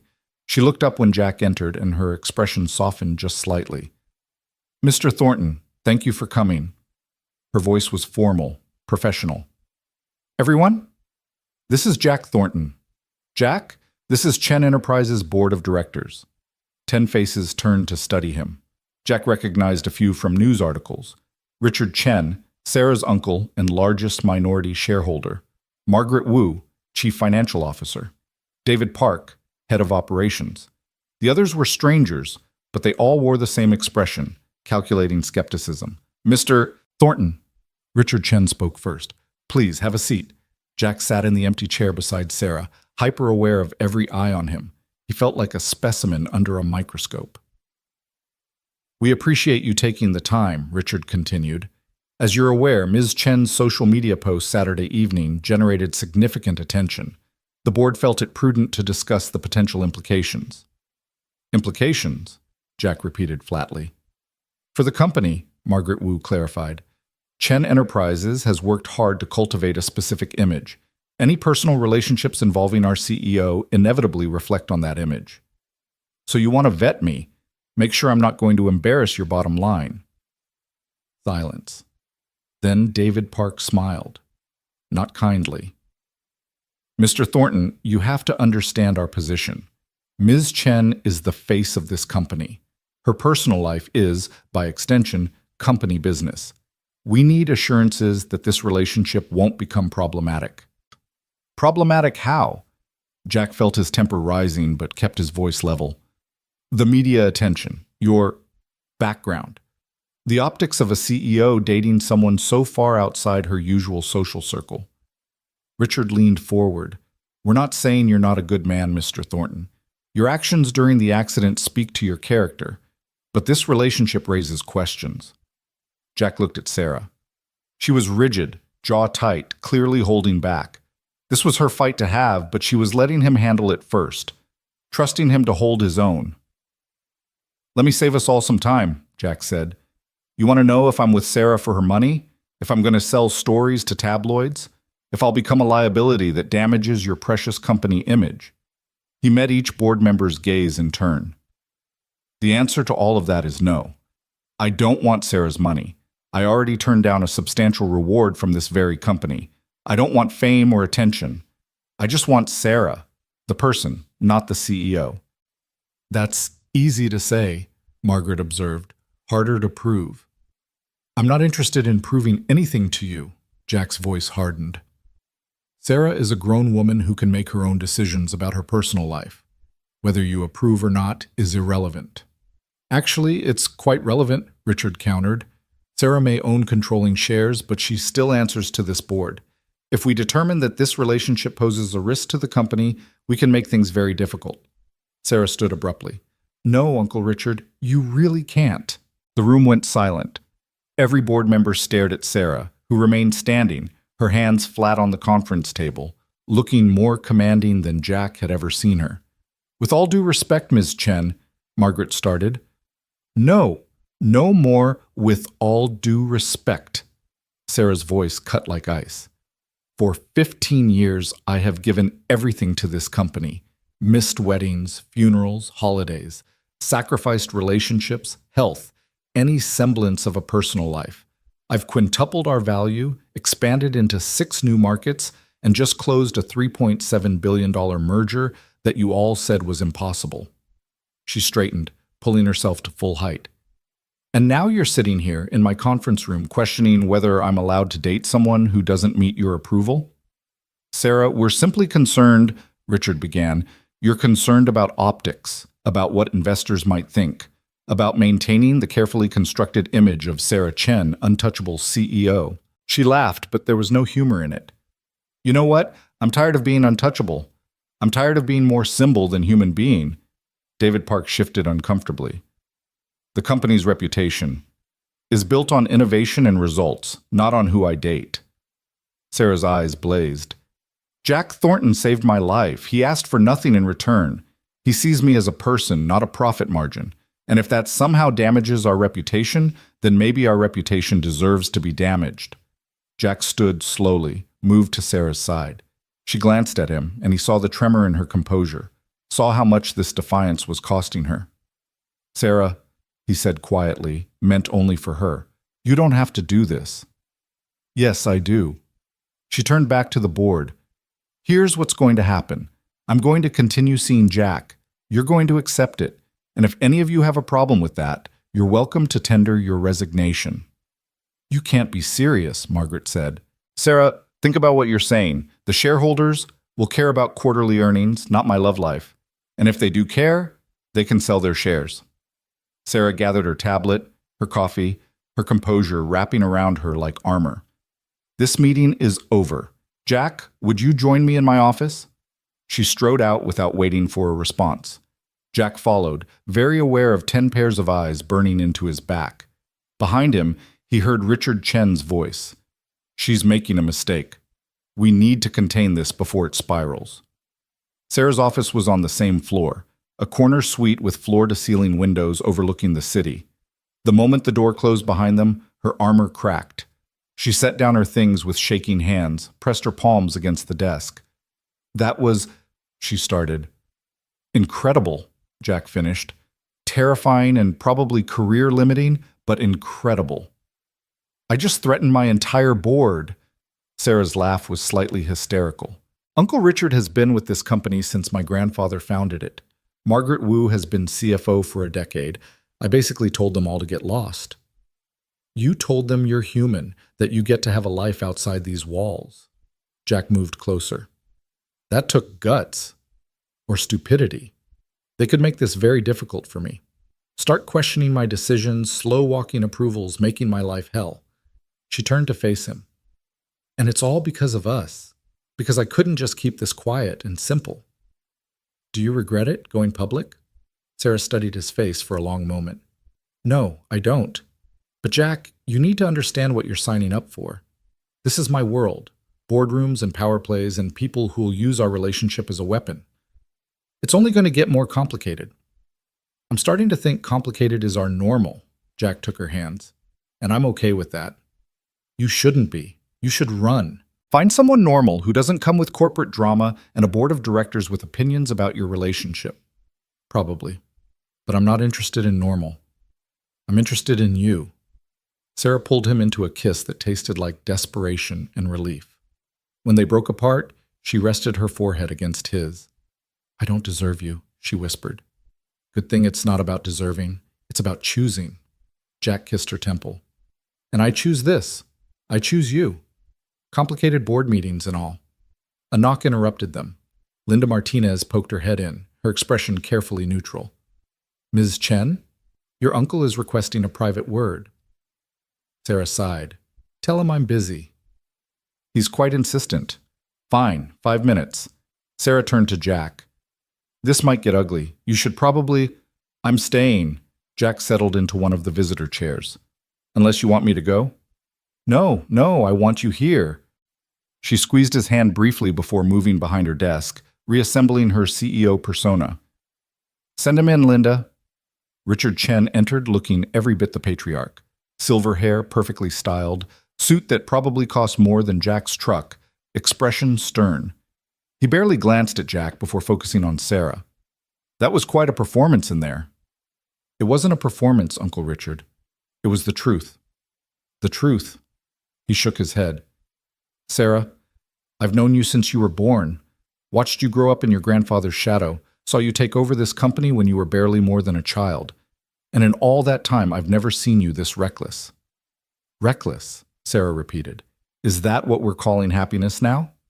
I'm calling it distraction, sentiment, exactly the kind of weakness this company can't afford from its leader. Richard's gaze finally shifted to Jack. No offense, Mr. Thornton, I'm sure you're a decent man, but you don't belong in Sarah's world. You're right, Jack said evenly. I don't. But maybe she doesn't belong entirely in this world either. Richard's eyes narrowed. Excuse me? Look at her. Jack nodded toward Sarah. Really look at her. When's the last time you saw her smile? Really smile, not the practiced expression she uses for investors. When's the last time she took a vacation, had a meal that wasn't a business dinner, did anything that wasn't about this company? That's the price of leadership. That's the price of forgetting you're human. Jack stood, moved to Sarah's side. She almost died 3 weeks ago, trapped in a car, water rising, thinking her last thoughts would be about quarterly reports and merger documents. Is that really the legacy you want for her? Richard's jaw tightened. You think you can give her something better? You? With your construction job and your... He stopped himself, but the implication hung in the air. Uncle Richard? Sarah's voice was dangerously quiet. Finish that sentence. I dare you.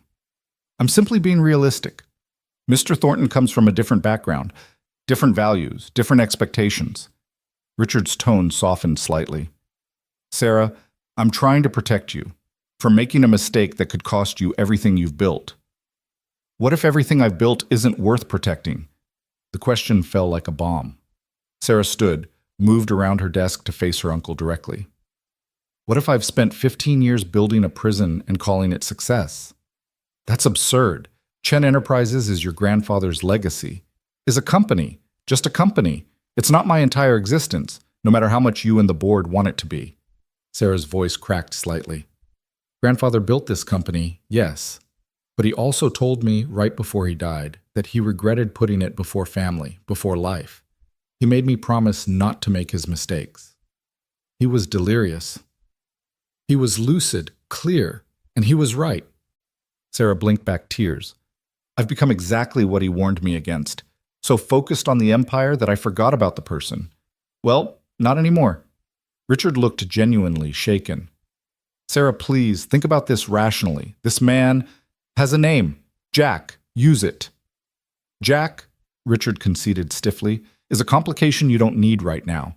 The merger is still integrating, the Shanghai office is struggling, the board is already nervous about. Then let them be nervous. Let them question. Let them see that their CEO is a complete person with a complete life. Sarah's determination seemed to solidify with each word. I'm not ending this relationship to make you or the board comfortable. That's final. Richard studied his niece for a long moment. Then, surprisingly, his expression softened. You really care about him. I do. Enough to risk everything? Enough to remember that everything should include more than just this company. Richard sighed heavily, suddenly looking older. Your grandfather would have a few choice words about this situation. Probably, but he'd also understand. Sarah's voice gentled. Uncle Richard, I know you're trying to protect me, but I need you to trust that I know what I'm doing, that I can handle both the company and a personal life. Can you? Because from where I'm standing, it looks like you're making an emotional decision that could have serious professional consequences. Maybe. Or maybe I'm finally making a human decision after 15 years of only making corporate ones. Sarah glanced at Jack, and her expression transformed, became softer, more vulnerable. He's worth the risk. Richard followed her gaze to Jack, really looking at him for the first time. Jack met his stare evenly, refusing to be intimidated. You love her, Richard said. Not a question. Jack didn't hesitate. Yes. And when the media circus intensifies, when investors start asking questions, when every detail of your life becomes public fodder, then we deal with it together. Simplistic answer. Honest answer. Jack moved closer to Sarah, their shoulders touching. I'm not naive. I know this won't be easy. But I also know that walking away because it's difficult isn't the answer. Not for me, and not for her. Richard was silent for a long moment.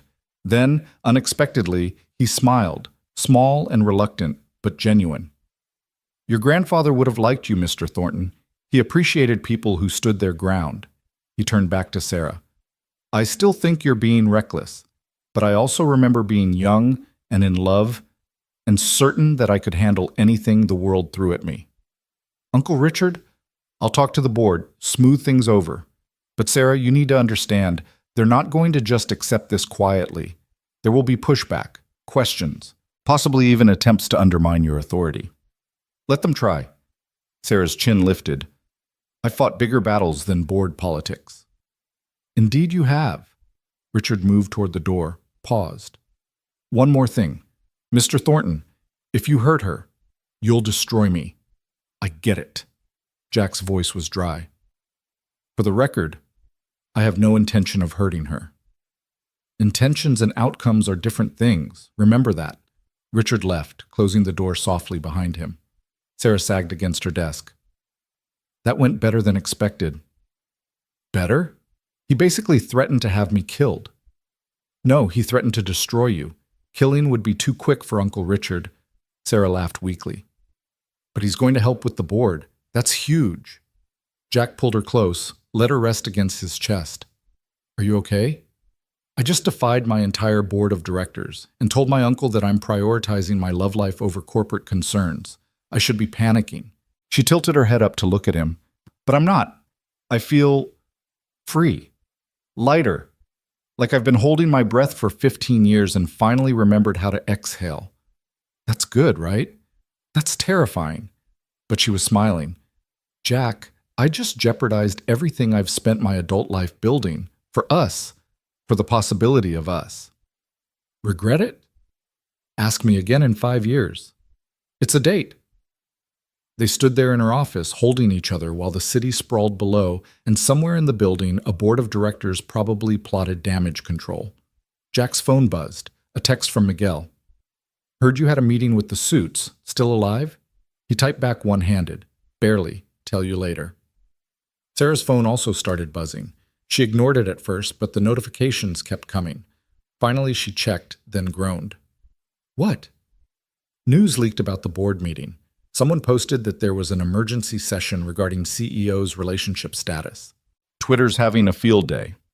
We're trending again? Number 2 worldwide this time. You moved up from number 7. Sarah scrolled through her phone, wincing. Oh, this is lovely.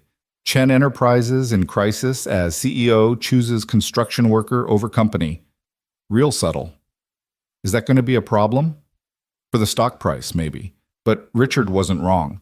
Investors mostly care about earnings, not my dating life. Once they see the quarterly reports are still strong, they'll calm down. And if they don't? Sarah set down her phone, cupped Jack's face in her hands.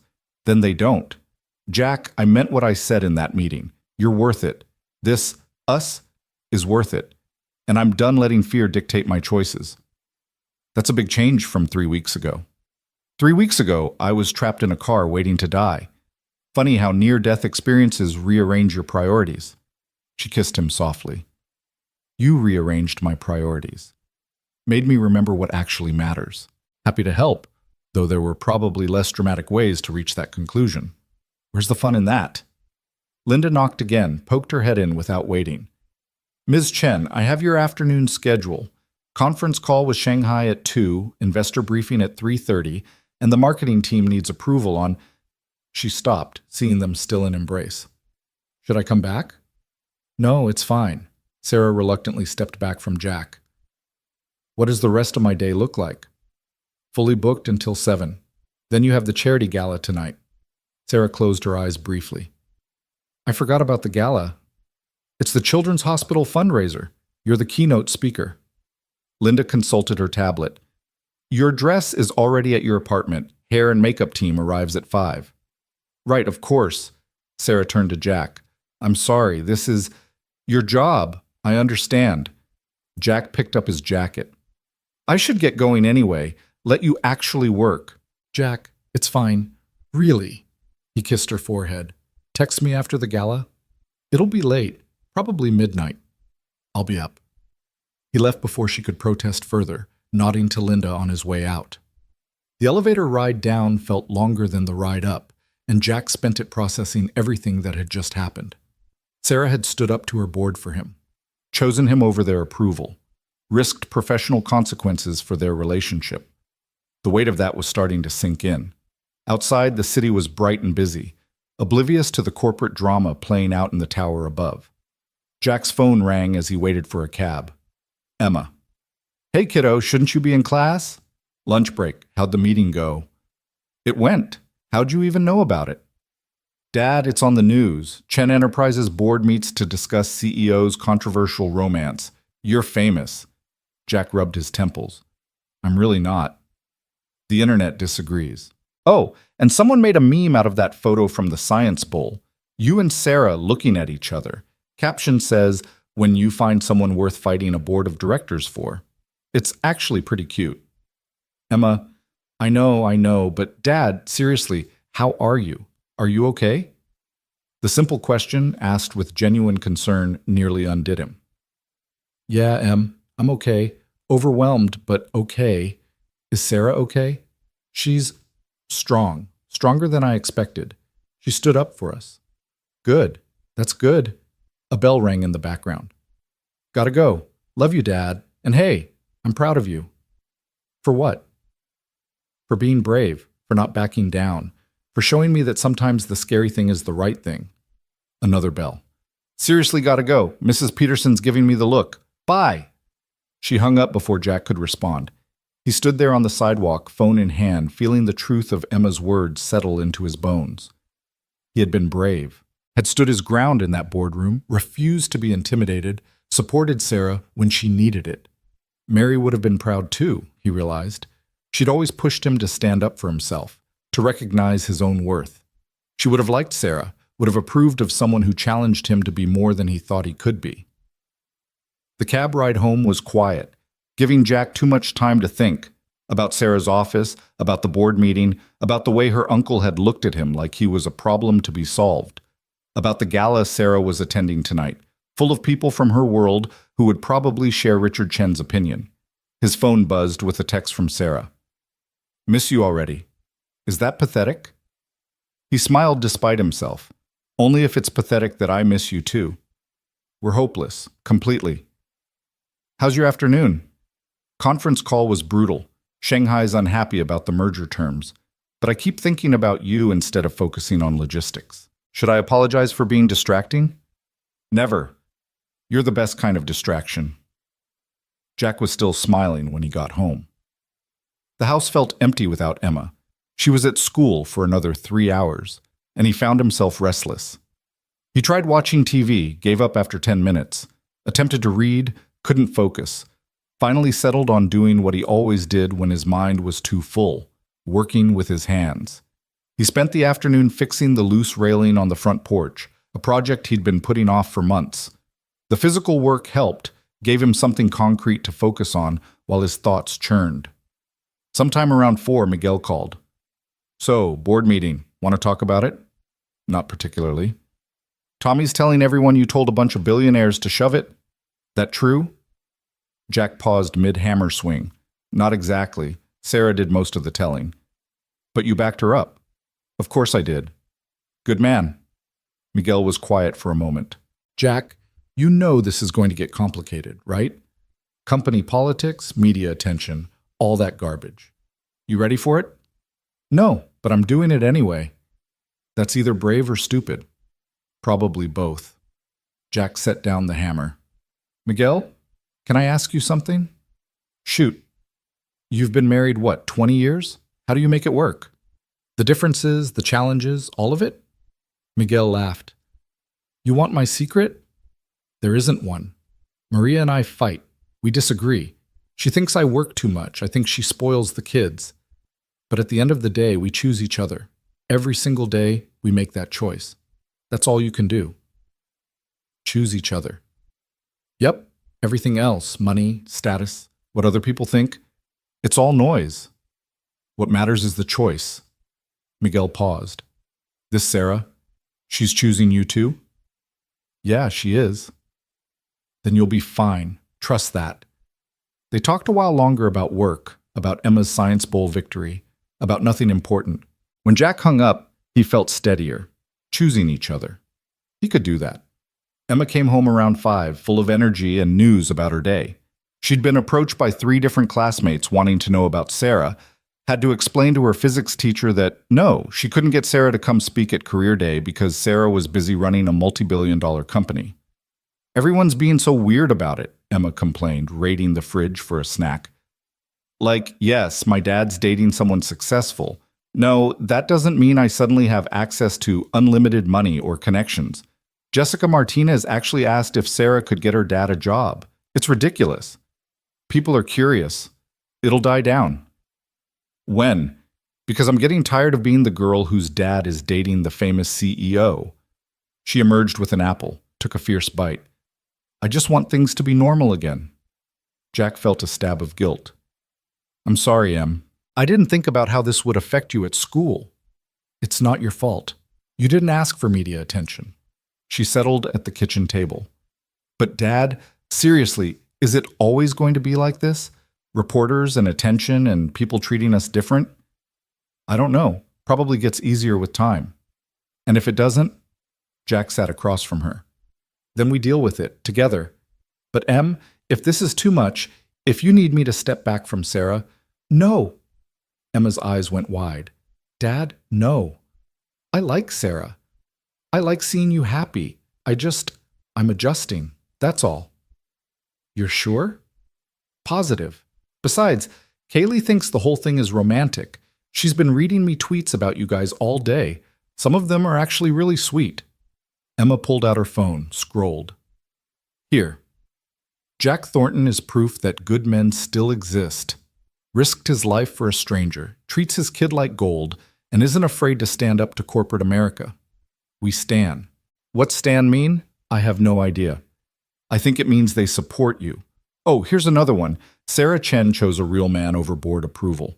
That's the kind of CEO we need, one who remembers humanity matters more than shareholders. People have too much time on their hands. Or they're invested in your love story. It's kind of sweet, actually, like the whole internet is rooting for you guys. Emma kept scrolling. Though there are some mean ones, too. Lots of people saying you're a gold digger or Sarah's slumming or whatever. I report those for harassment. Emma, you don't have to defend me online. Yes, I do. You're my dad. And they're wrong about you. She set down her phone, looked at him seriously. You're the best person I know, Dad. If people can't see that, that's their problem. Jack's throat tightened. Love you, kiddo. Love you too. Now, what's for dinner? Because I'm starving and we both know you haven't thought about food once today. She was right. Jack ordered Chinese, seemed to be becoming a habit, and they ate while watching Emma's favorite space documentary. Around 8, Jack's phone buzzed with a photo from Sarah. It was a selfie, clearly taken in a bathroom at the gala. She was in a stunning black gown, hair swept up elegantly, but her expression was exasperated. The caption read, "Hour 2 of smiling at people I don't like while they pretend to care about charity. Send help." Jack texted back, "You look beautiful and miserable, both accurate. Currently hiding in the ladies' room. Is it socially acceptable to fake a medical emergency? Probably not. How much longer? Keynote speech in 20 minutes, then at least another hour of networking. Kill me now. Hang in there. Think of it as practice for tolerating my family at Thanksgiving. You want me to meet your family?" Jack paused, realizing what he'd implied. They'd been together, officially, for less than 2 weeks. Thanksgiving was months away. But somehow the idea of Sarah at his family gatherings felt natural. Right. Eventually. If you want, I want. Fair warning, though. I'm terrible at family things. Only child, dead parents. Uncle Richard's idea of family dinner is a board meeting with catering. We'll ease you in. Maybe start with just Emma and me. Work up to the cousins. Deal. Okay. They're calling me back. Wish me luck. Good luck. Knock 'em dead. With boredom, probably. Talk later. Emma looked up from her documentary. Sarah okay? Hating a charity gala. Rich people problems. But Emma was smiling. She really doesn't fit the CEO stereotype, does she? What do you mean? I don't know. I always thought people like her would be cold, untouchable. But she texts you bathroom selfies and complains about networking. She's just normal, in a good way. She is pretty normal, when she's not terrifying board members. I want to hear about that, by the way. The whole meeting. Don't leave anything out. So Jack told her, editing only slightly for age appropriateness. Emma listened with rapt attention, gasping at the right moments, cheering when Sarah stood up to the board. She told them she'd rather have you than their approval? Emma's eyes shone.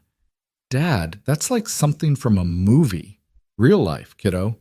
I know, but still, how many people would actually do that? Risk everything for someone they've known a few weeks? Emma hugged her knees to her chest. She must really love you. She hasn't said that. She doesn't have to. It's obvious. Jack thought about that after Emma went to bed, about love and choices and the terrifying speed at which his life had transformed. 3 weeks ago, he'd been alone, focused only on Emma and work, and getting through each day.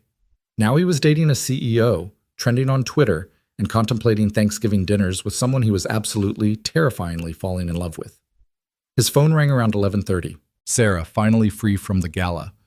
Hey, her voice was tired. Sorry for calling so late. I told you I'd be up. How was it? Excruciating. 3 hours of people who donate to charity for tax breaks and social capital, pretending they care about sick children. Sarah sighed. Though we did raise $2 million, so I guess the pretending serves a purpose. That's good, right? It's necessary.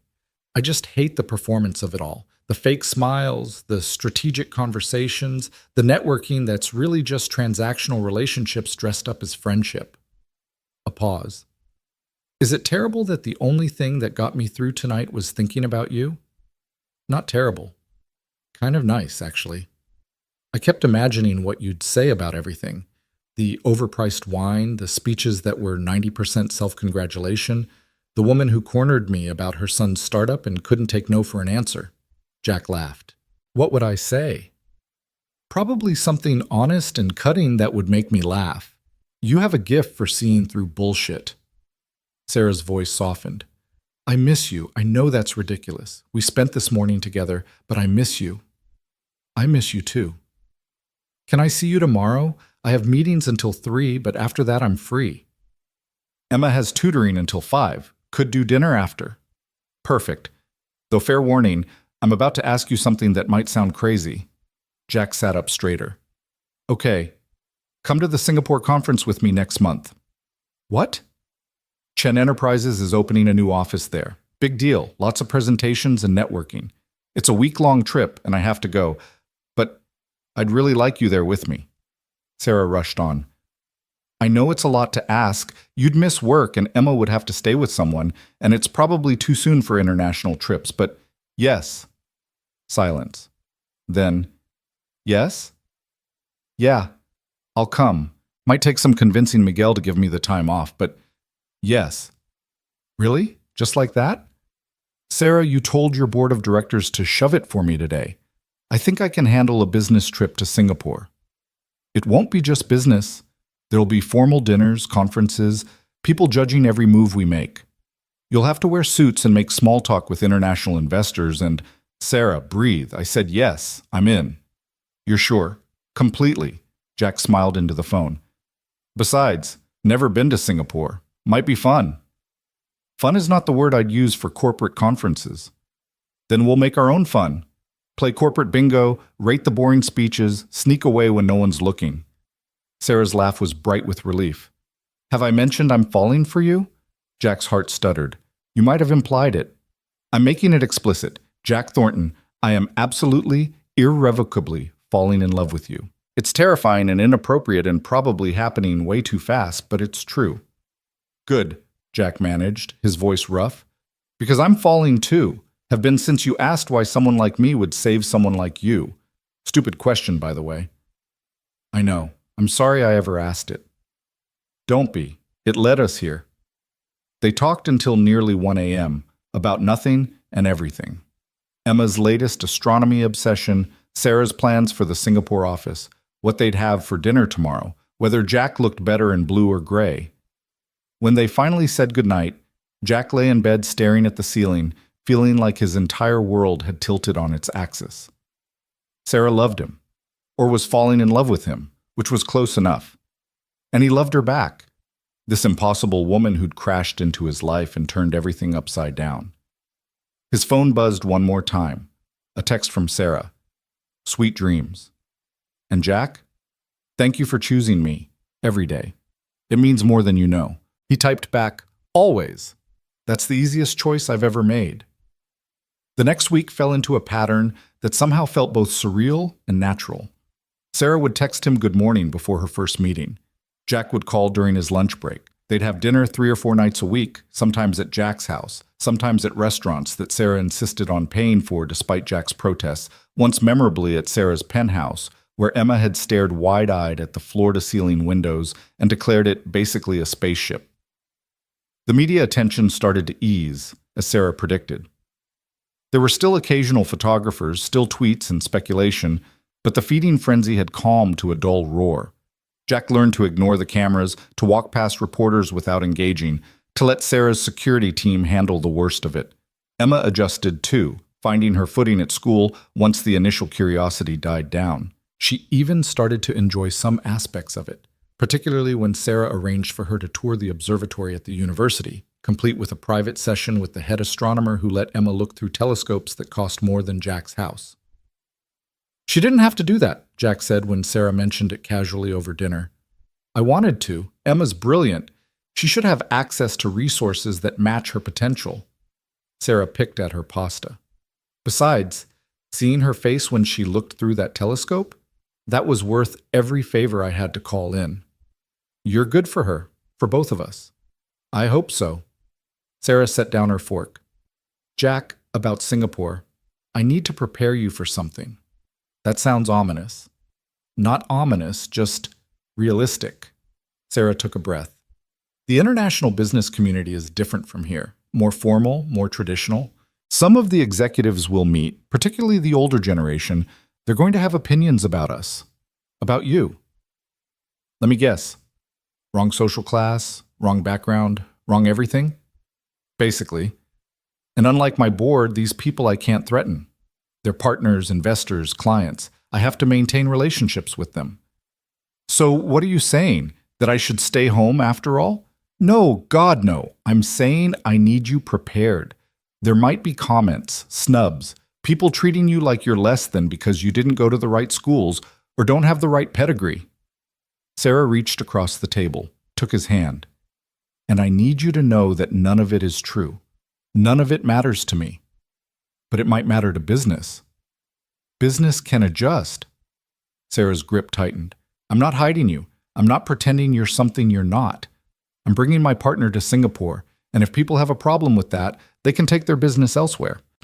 Sarah, you can't afford to lose international clients because of me. Watch me. Jack studied her face, saw the determination there, the same fire she'd shown in that board meeting. You're serious? Completely. Jack, I spent 15 years playing by everyone else's rules, pretending to be what they wanted, sacrificing everything for corporate approval. I'm done with that. You're part of my life now, a big part. And I'm not apologizing for that. Even if it costs you professionally? Even then.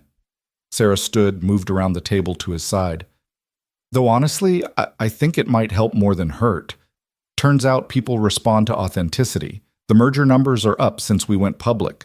Employee satisfaction scores are climbing. Investors appreciate seeing a CEO who's a real person, not just a corporate robot. So I'm good for business? You're good for me. That makes you good for business. She settled into his lap, arms around his neck. Plus, you clean up nice in a suit. The Singapore executives won't know what hit them. I don't own a suit. We'll fix that. I know a tailor. Sarah, let me do this, please. Consider it a business expense. You're representing Chen Enterprises internationally. You need to look the part. Jack wanted to argue, but the plea in her voice stopped him. This mattered to her, he realized. Not because she was ashamed of him, but because she wanted to give him armor for the battle ahead. Okay, 1 suit for Singapore. 3 suits, 1 for the opening ceremony, 1 for the investor dinner, 1 for the closing gala. That's excessive. That's appropriate. Sarah kissed him softly. Trust me on this. Let me help you navigate my world. Fine. 3 suits. But I'm paying. With what? Your construction salary?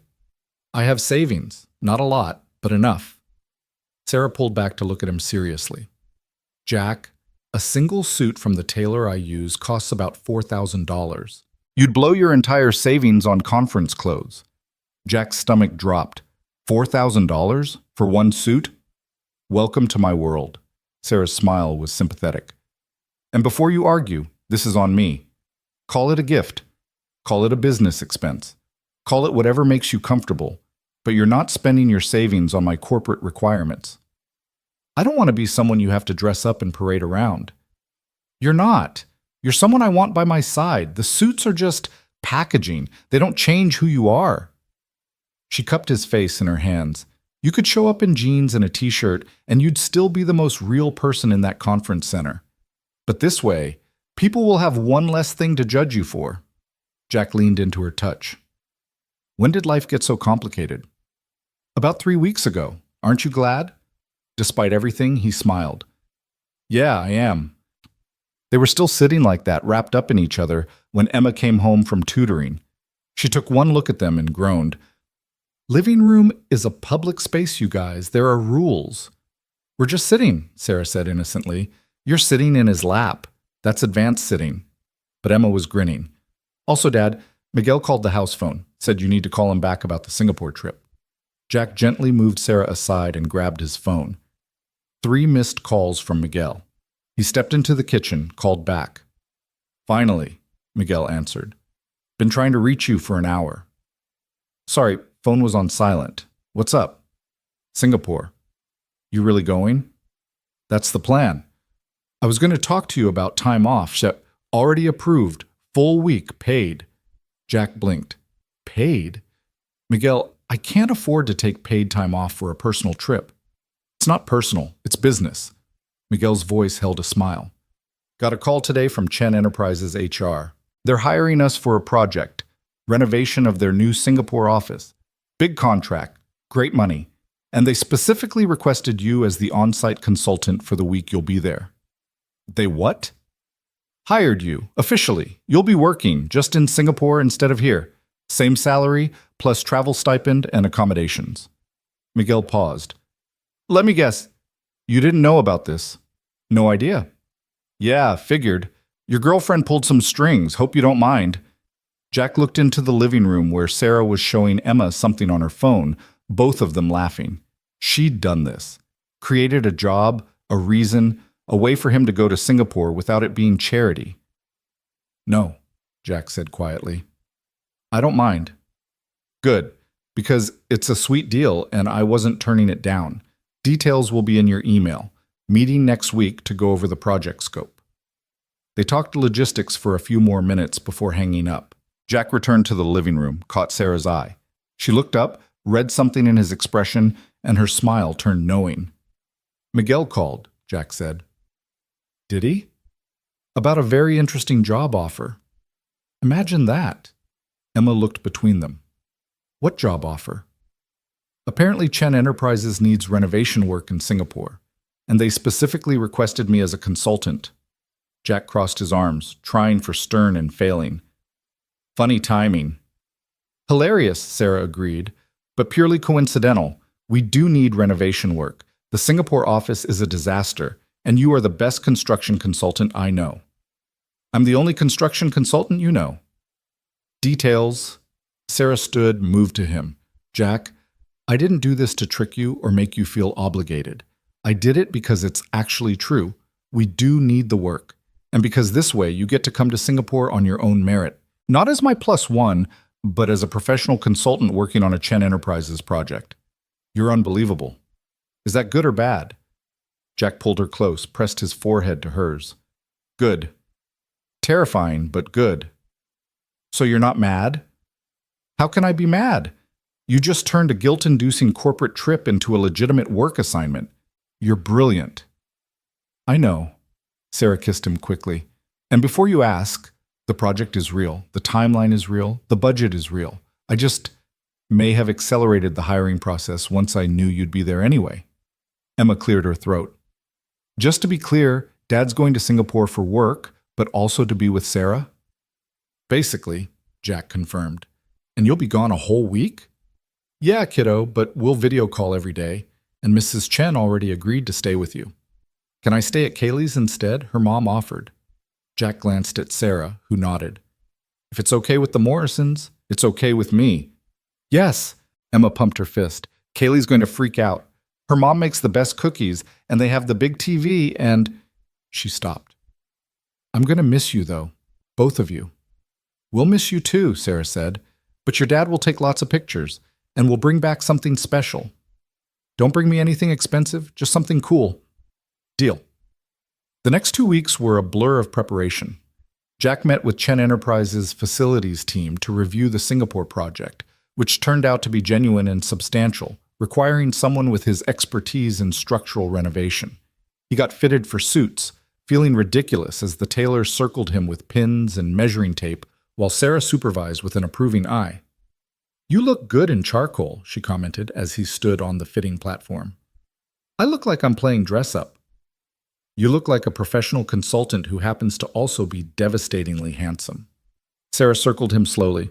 The Singapore executives won't know what hit them. I thought the point was business, not seduction. Can't it be both? The tailor coughed politely, and Sarah laughed.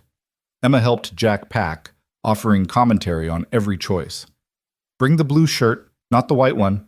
Blue brings out your eyes, and Sarah got you those nice shoes. Wear them. Since when are you a fashion expert? Since my dad started dating someone who actually cares about this stuff.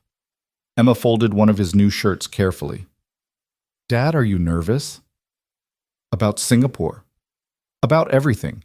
The trip, meeting all those important people, being in Sarah's world for real.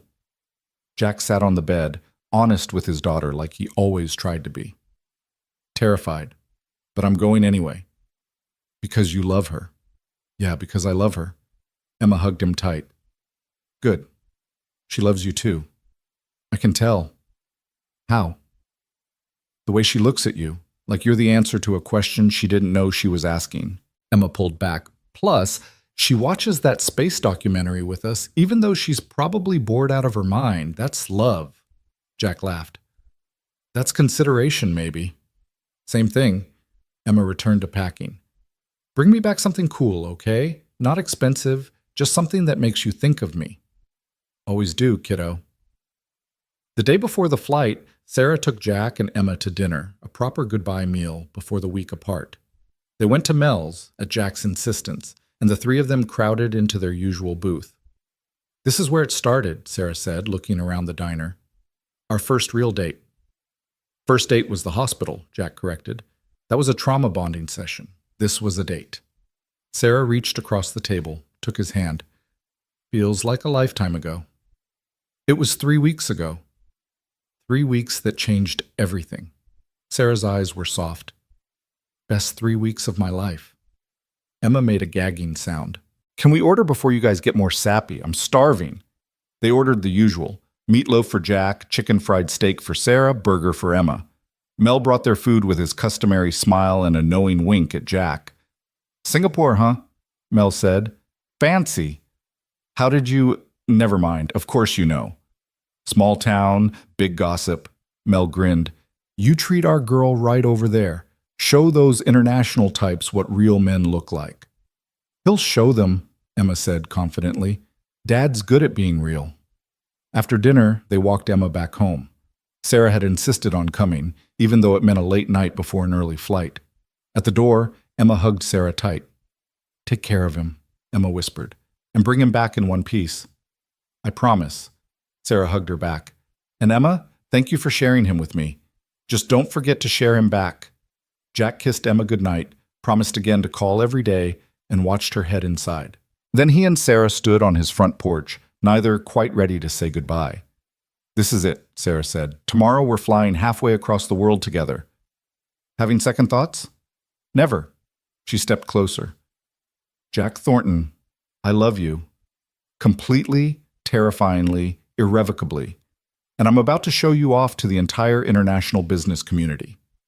Jack's heart felt too big for his chest. I love you too, even though you're crazy and you dress me in $4,000 suits and you turn my simple life completely upside down. Especially because of all that, Sarah corrected, and kissed him under the porch light, while somewhere inside Emma probably watched and smiled. Tomorrow they'd fly to Singapore. Tomorrow the real test would begin. Jack in Sarah's world completely, surrounded by her colleagues and competitors and critics. Tomorrow would bring new challenges, new judgments, new obstacles to navigate. But tonight, they had this, the porch, the kiss. The love they'd chosen despite every logical reason not to. And somehow, that felt like enough to face whatever came next. The flight to Singapore was 18 hours of luxury Jack had never experienced. First-class seats that converted to beds, food that actually tasted good, flight attendants who knew Sarah by name and treated Jack with careful courtesy. Sarah worked for the first few hours, laptop balanced on the tray table, occasionally asking Jack's opinion on renovation plans or presentation slides. You don't have to pretend I understand all this, Jack said when she showed him a complex financial projection. I'm not pretending. You see things differently than my team does, practical things, real-world applications. Sarah highlighted a section. Like this expansion plan, does it make sense from a construction standpoint? Jack studied the diagrams, the timelines, the budget allocations. You're underestimating the foundation work. Singapore's built on reclaimed land. The soil conditions are tricky. You'll need deeper pilings, better drainage. Add at least 20% to this budget and 2 months to the timeline. Sarah stared at him.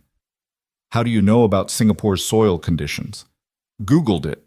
Figured if I'm consulting on renovation, I should understand the environment. Jack shrugged. It's just research. It's brilliant. Sarah was already adjusting the spreadsheet. See? This is why I need you there. My team looks at numbers. You look at reality. Your team went to fancy business schools. I went to community college. And yet you just saved us from a potentially catastrophic construction delay. Sarah saved the changes, closed her laptop.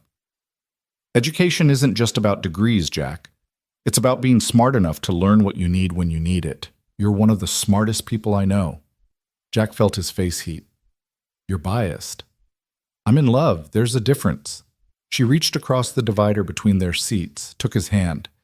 Get some sleep. Tomorrow's going to be intense. But Jack couldn't sleep. He watched movies, read the project files Sarah had given him, stared out the window at the darkness below. Somewhere over the Pacific, Sarah woke, found him still awake. Can't sleep? She asked, voice fuzzy. Too much in my head. Want to talk about it? Jack considered, then nodded. Sarah unbuckled, slipped into the seat beside him, tucked herself against his side. I keep thinking about your uncle, Jack admitted. What he said about me not belonging in your world. He was wrong. Was he? Sarah, tomorrow I'm walking into a conference center full of people who are going to take one look at me and know I don't fit. They're going to judge you for bringing me. Question your judgment. Let them. But what if they're right to question it? What if I embarrass you, say the wrong thing, use the wrong fork at dinner, prove that I really don't belong? Sarah sat up, turned to face him fully. Jack Thornton, listen to me. The people who'll judge you tomorrow? Most of them are miserable. Locked in loveless marriages, estranged from their children, so focused on wealth and status, they've forgotten how to be human. They'll judge you for not having an Ivy League degree, or knowing which wine pairs with which course. And you know what? I don't care. Sarah, no, let me finish. You've been more real with me in 3 weeks than most of those people have been in their entire lives. You've shown me what actually matters. You've reminded me that there's more to existence than quarterly reports and market share. She cupped his face in her hands. So tomorrow, when some executive makes a snide comment about your background, I want you to remember something. You're the one who saved a stranger's life without hesitation. You're the one who raised an incredible daughter alone. You're the one who stood up to my board of directors and didn't flinch. That's worth more than all their pedigrees combined. You make it sound heroic. I'm just a guy trying not to screw up. You're my guy, and you don't give yourself nearly enough credit. Sarah kissed him softly. Promise me something? What? Tomorrow, when it gets hard, and it will get hard, remember why you're there, not to impress anyone, not to prove anything, just to be with me, to support the woman you love while she does her job. Can you do that? Jack pulled her closer. Yeah, I can do that.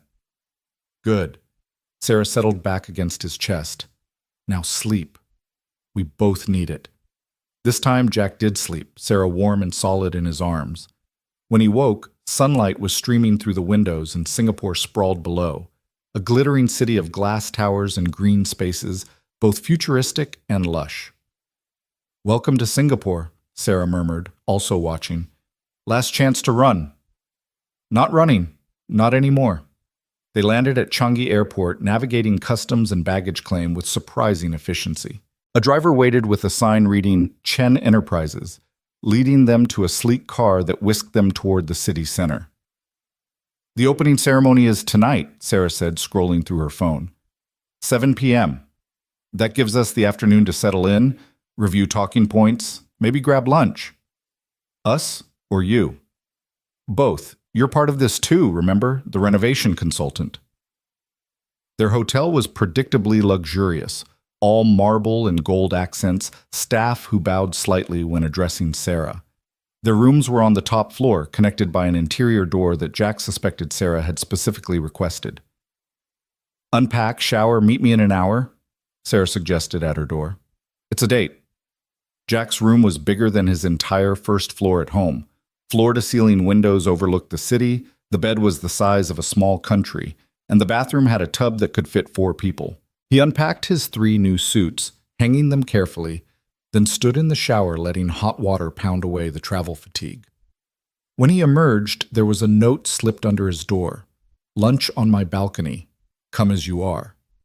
He found Sarah on her suite's balcony, easily twice the size of his, with a spread of local food laid out. She'd changed into casual clothes, hair down, looking more like the woman from his front porch than the CEO from the plane. Hungry? She asked. Starving. They ate Singapore's famous chili crab, chicken rice, satay skewers. Sarah explained each dish, its history, its significance. Jack listened, watching her face light up as she talked about a city she clearly loved. I came here first when I was 26, she said, trying to establish Chen Enterprises in the Asian market. I was terrified, Didn't speak the language, didn't understand the culture, completely in over my head. What happened? I failed, spectacularly. Lost 3 potential contracts because I didn't understand the importance of relationship building here. In the US, it's all business. Here, you have to connect personally first. Trust matters more than contracts. Sarah smiled at the memory. I went back to my hotel room and cried for 2 hours. Called my grandfather, told him I was coming home. But you didn't. He told me that failure was just education in disguise, that I needed to learn from it, adapt, try again. Sarah's eyes grew distant. So I did. Spent another month here, not chasing contracts, but building relationships, learning, listening. By the time I left, I had 2 solid partners and a foundation for everything we've built in this region. He was proud of you. He was. Even when I failed, especially when I got back up. She looked at Jack. That's what I need you to remember tonight. These people value resilience, authenticity. They'll test you, see if you're real or just another American with more confidence than substance. Show them who you are, someone who doesn't give up, who learns, who fights for what matters. No pressure. Sarah laughed. Okay, maybe a little pressure. But Jack, I believe in you, more than I've believed in anyone in a long time. They spent the afternoon going over the evening's agenda. The opening ceremony would include speeches from Sarah and the Singaporean Minister of Trade, followed by a reception where Jack would meet the key players. Sarah coached him on names, backgrounds, cultural considerations. Mr. Tan values directness but delivered respectfully. Mrs. Lim appreciates humility. Don't brag, even if asked directly about achievements. The Australian delegation will try to get you drunk. Pace yourself. She consulted her notes. And whatever you do, don't mention politics. Singapore's government is complicated. Stick to business and personal connections. This is like studying for a final exam. Worse, the final exam doesn't cost millions in potential contracts. But Sarah was smiling. You'll be fine. Just be yourself. The real you, not some corporate version. At 6, they retreated to their rooms to change. Jack stared at the charcoal suit hanging in his closet, the one Sarah had declared perfect for tonight. $4,000 of fabric and tailoring. He put it on slowly, fumbling with the cufflinks Sarah had insisted he needed. A knock on the connecting door. Jack, can I come in? Yeah. Sarah entered, and Jack's breath caught. She wore a red silk gown that managed to be both elegant and powerful, her hair swept up, diamond earrings catching the light. She looked like royalty, like someone completely out of his league. Then she saw him and smiled, soft and genuine and completely unguarded, and she was just Sarah again. You look incredible, she breathed. I look like I'm playing dress-up. You look like exactly who you are, a man who cleans up remarkably well. She moved closer, adjusted his tie. How do you feel? Terrified, but ready. Good.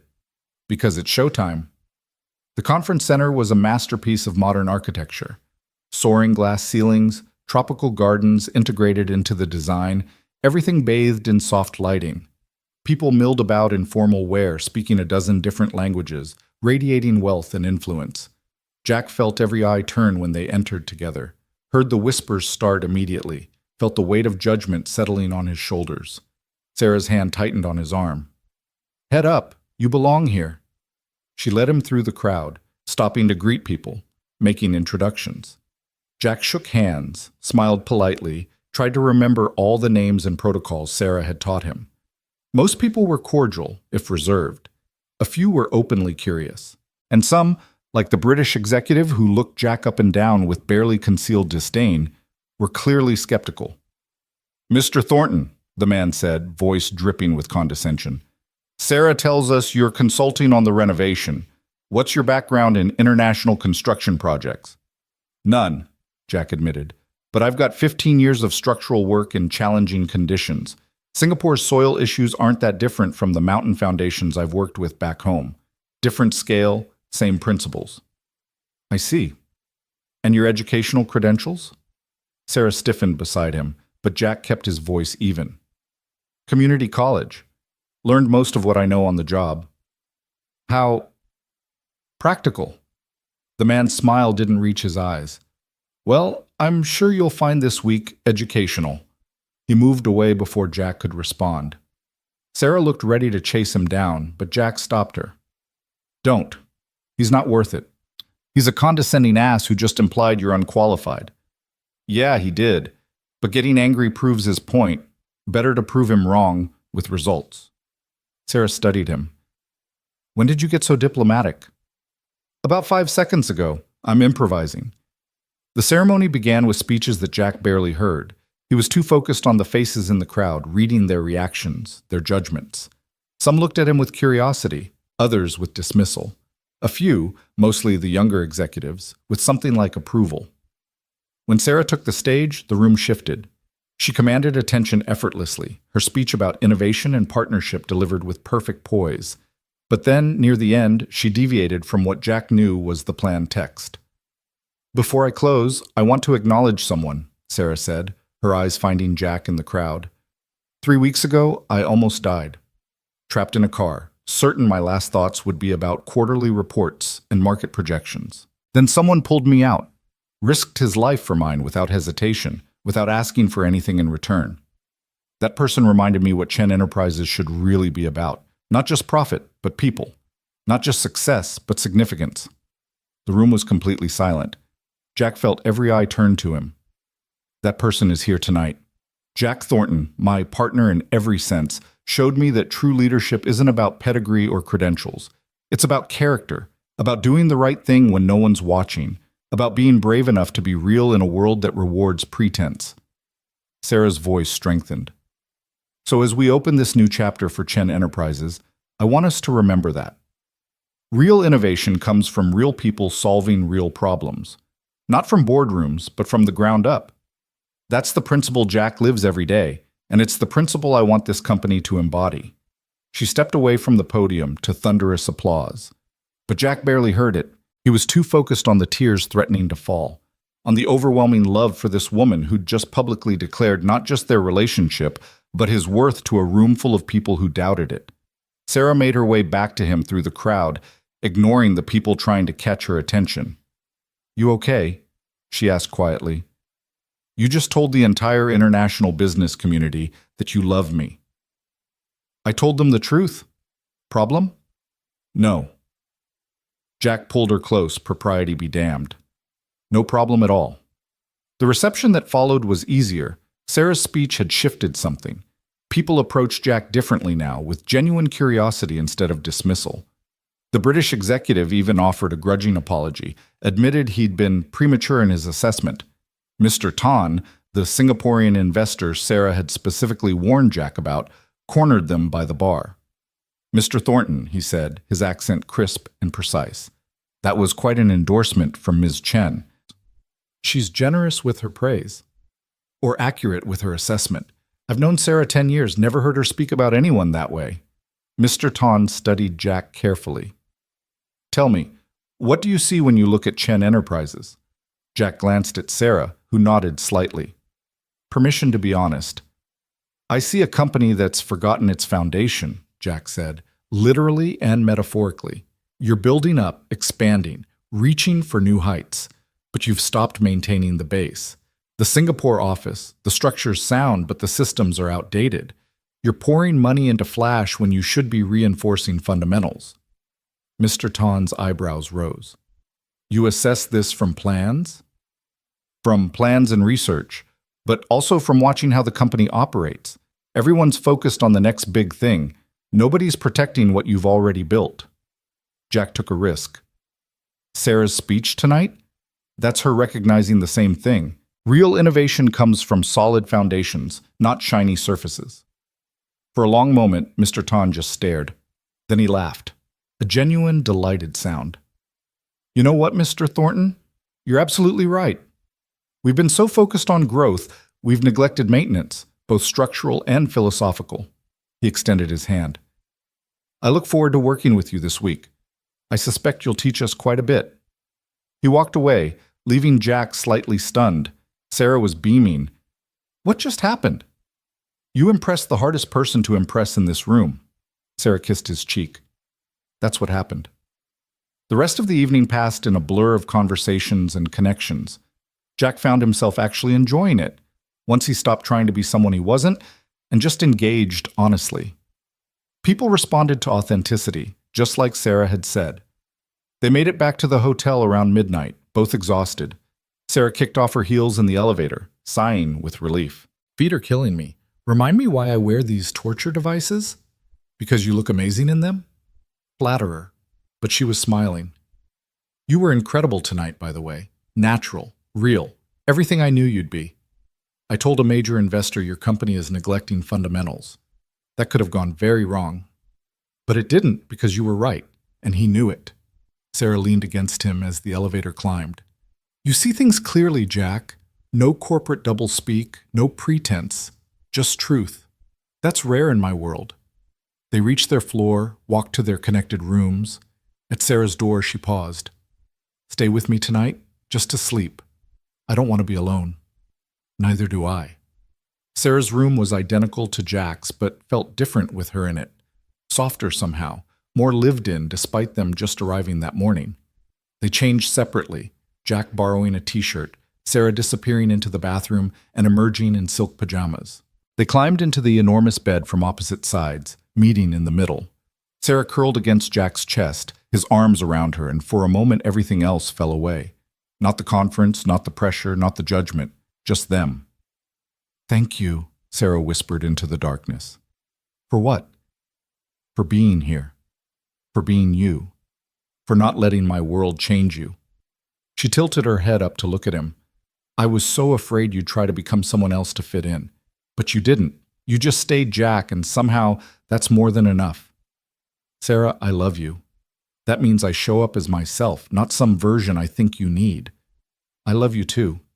So much it scares me sometimes.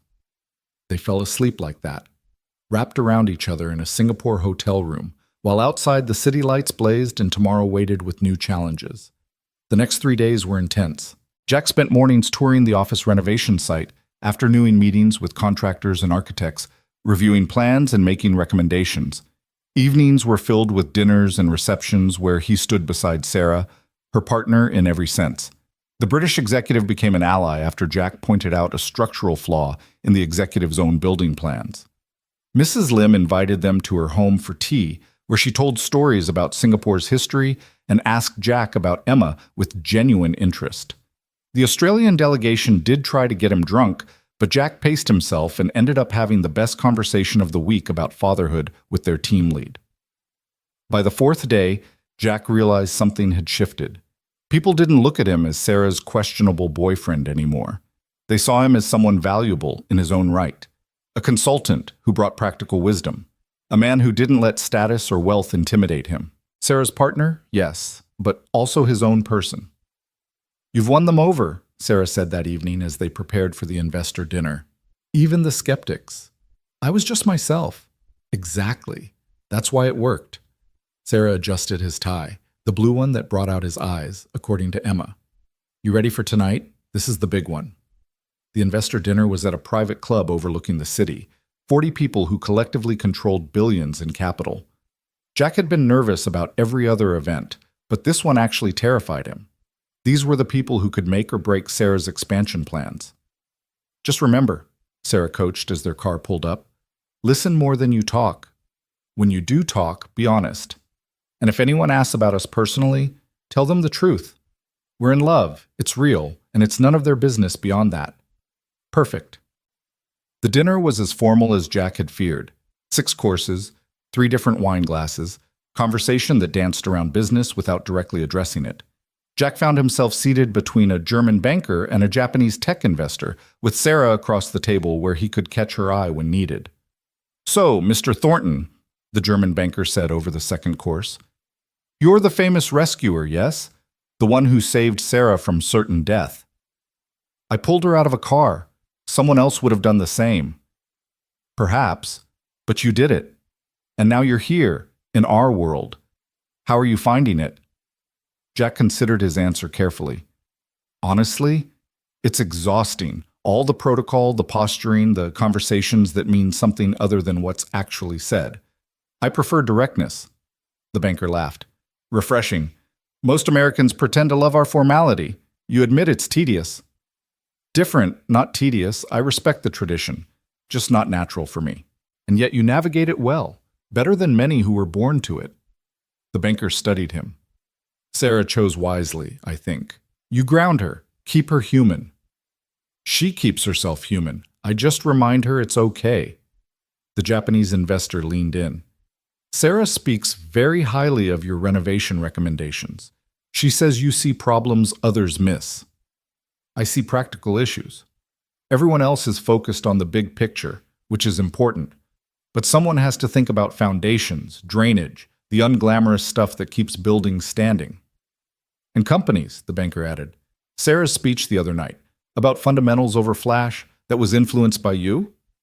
Jack glanced at Sarah, who was deep in conversation but somehow still monitoring him. We talked about it, but the conclusion was hers. Modest. The Japanese investor smiled. Also refreshing. Mr. Thornton, may I ask you something personal? Sure. What do you want from this? From Sarah? From Chen Enterprises? From this world you've entered? Jack set down his fork, met the man's gaze directly. I want Sarah to be happy. Actually happy. Not just successful. I want to build a life with her that includes both our worlds, not just hers, and I want to get home to my daughter, who's probably driving her friend's mother crazy with astronomy facts right now. He paused. If you're asking whether I'm after Sarah's money, the answer is no. I've got everything I need. Sarah's just everything I want. Silence around their section of the table. Then the banker raised his glass. To honesty, and to men who know the difference between wanting and needing. Others joined the toast, and Jack saw Sarah across the table. Eyes bright with tears, she blinked away quickly.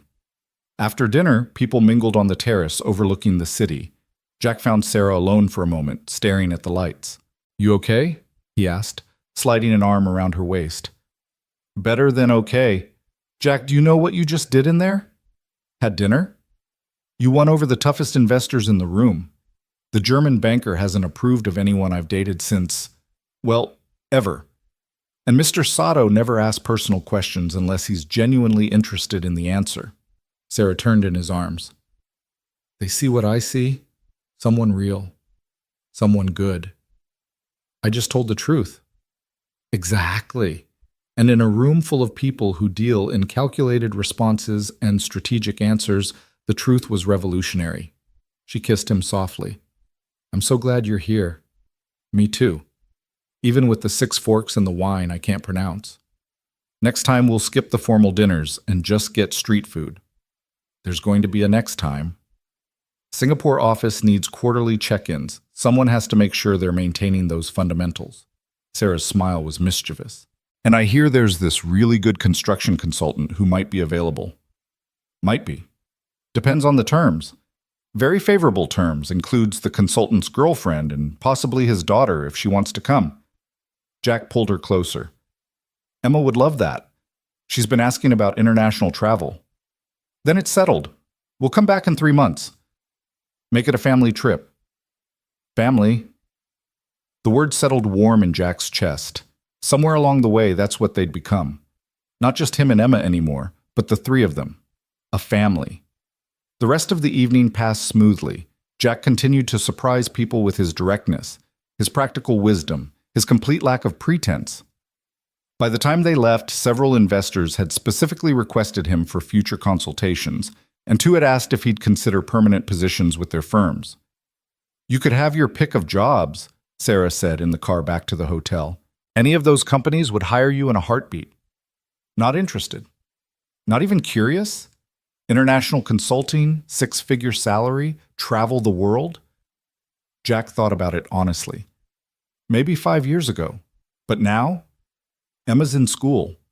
I've got my crew, my community. My life's not perfect, but it's mine. I don't want to trade it for something shinier. Even for me. You're not asking me to trade anything. You're asking me to add to what I have. That's different. He took her hand. I'll consult when it makes sense. Come on trips like this when I can, but my home's still my home. Emma's still my priority. That work for you? Sarah kissed his knuckles. That works perfectly. Because I'm starting to think my home might be wherever you and Emma are, not in some penthouse or corner office. Sarah Chen, are you saying you want to split time between your billion-dollar company and my two-bedroom house? I'm saying I want balance, time with you, time with Emma, a life that's about more than just work.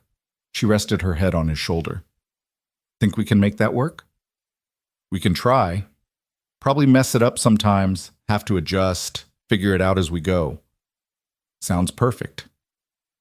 The final 2 days of the conference flew by. Jack finalized his renovation recommendations, presented them to the facilities team, and watched them implement changes he'd suggested.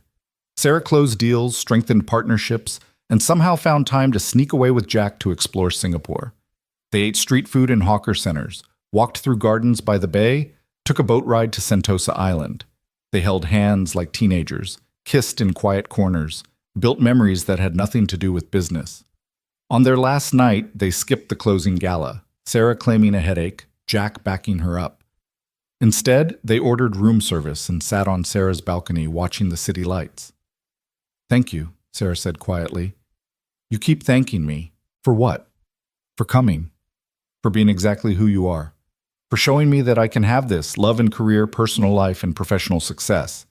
For proving that I don't have to choose." She turned to face him. "Jack, when we get home, I want to talk about the future. Real plans, not just vague ideas." "What kind of plans?" "The kind where you and Emma are permanent fixtures in my life. Where we figure out how to blend our worlds. Where maybe, eventually, we make it official." She pulled a small box from her pocket, and Jack's heart stopped. "I'm not proposing. Not yet. But I want you to know I'm thinking about it. About forever with you." She opened the box to reveal a simple silver band. Masculine, understated, perfect. "It's a promise," Sarah explained, "that I'm serious about us. About this. About building something real that lasts." She took out the ring, held it up. "So what do you say, Jack Thornton? Ready to plan a future with me?" Jack looked at the ring, at Sarah's hopeful face, at the life spreading out before them full of possibility and challenge and love. He thought about Emma, who'd be thrilled, about Mary, who'd approve, about himself, and whether he was brave enough to say yes to something this big. Then he held out his hand and Sarah slipped the ring on his finger. "I'm ready," he said, "for all of it."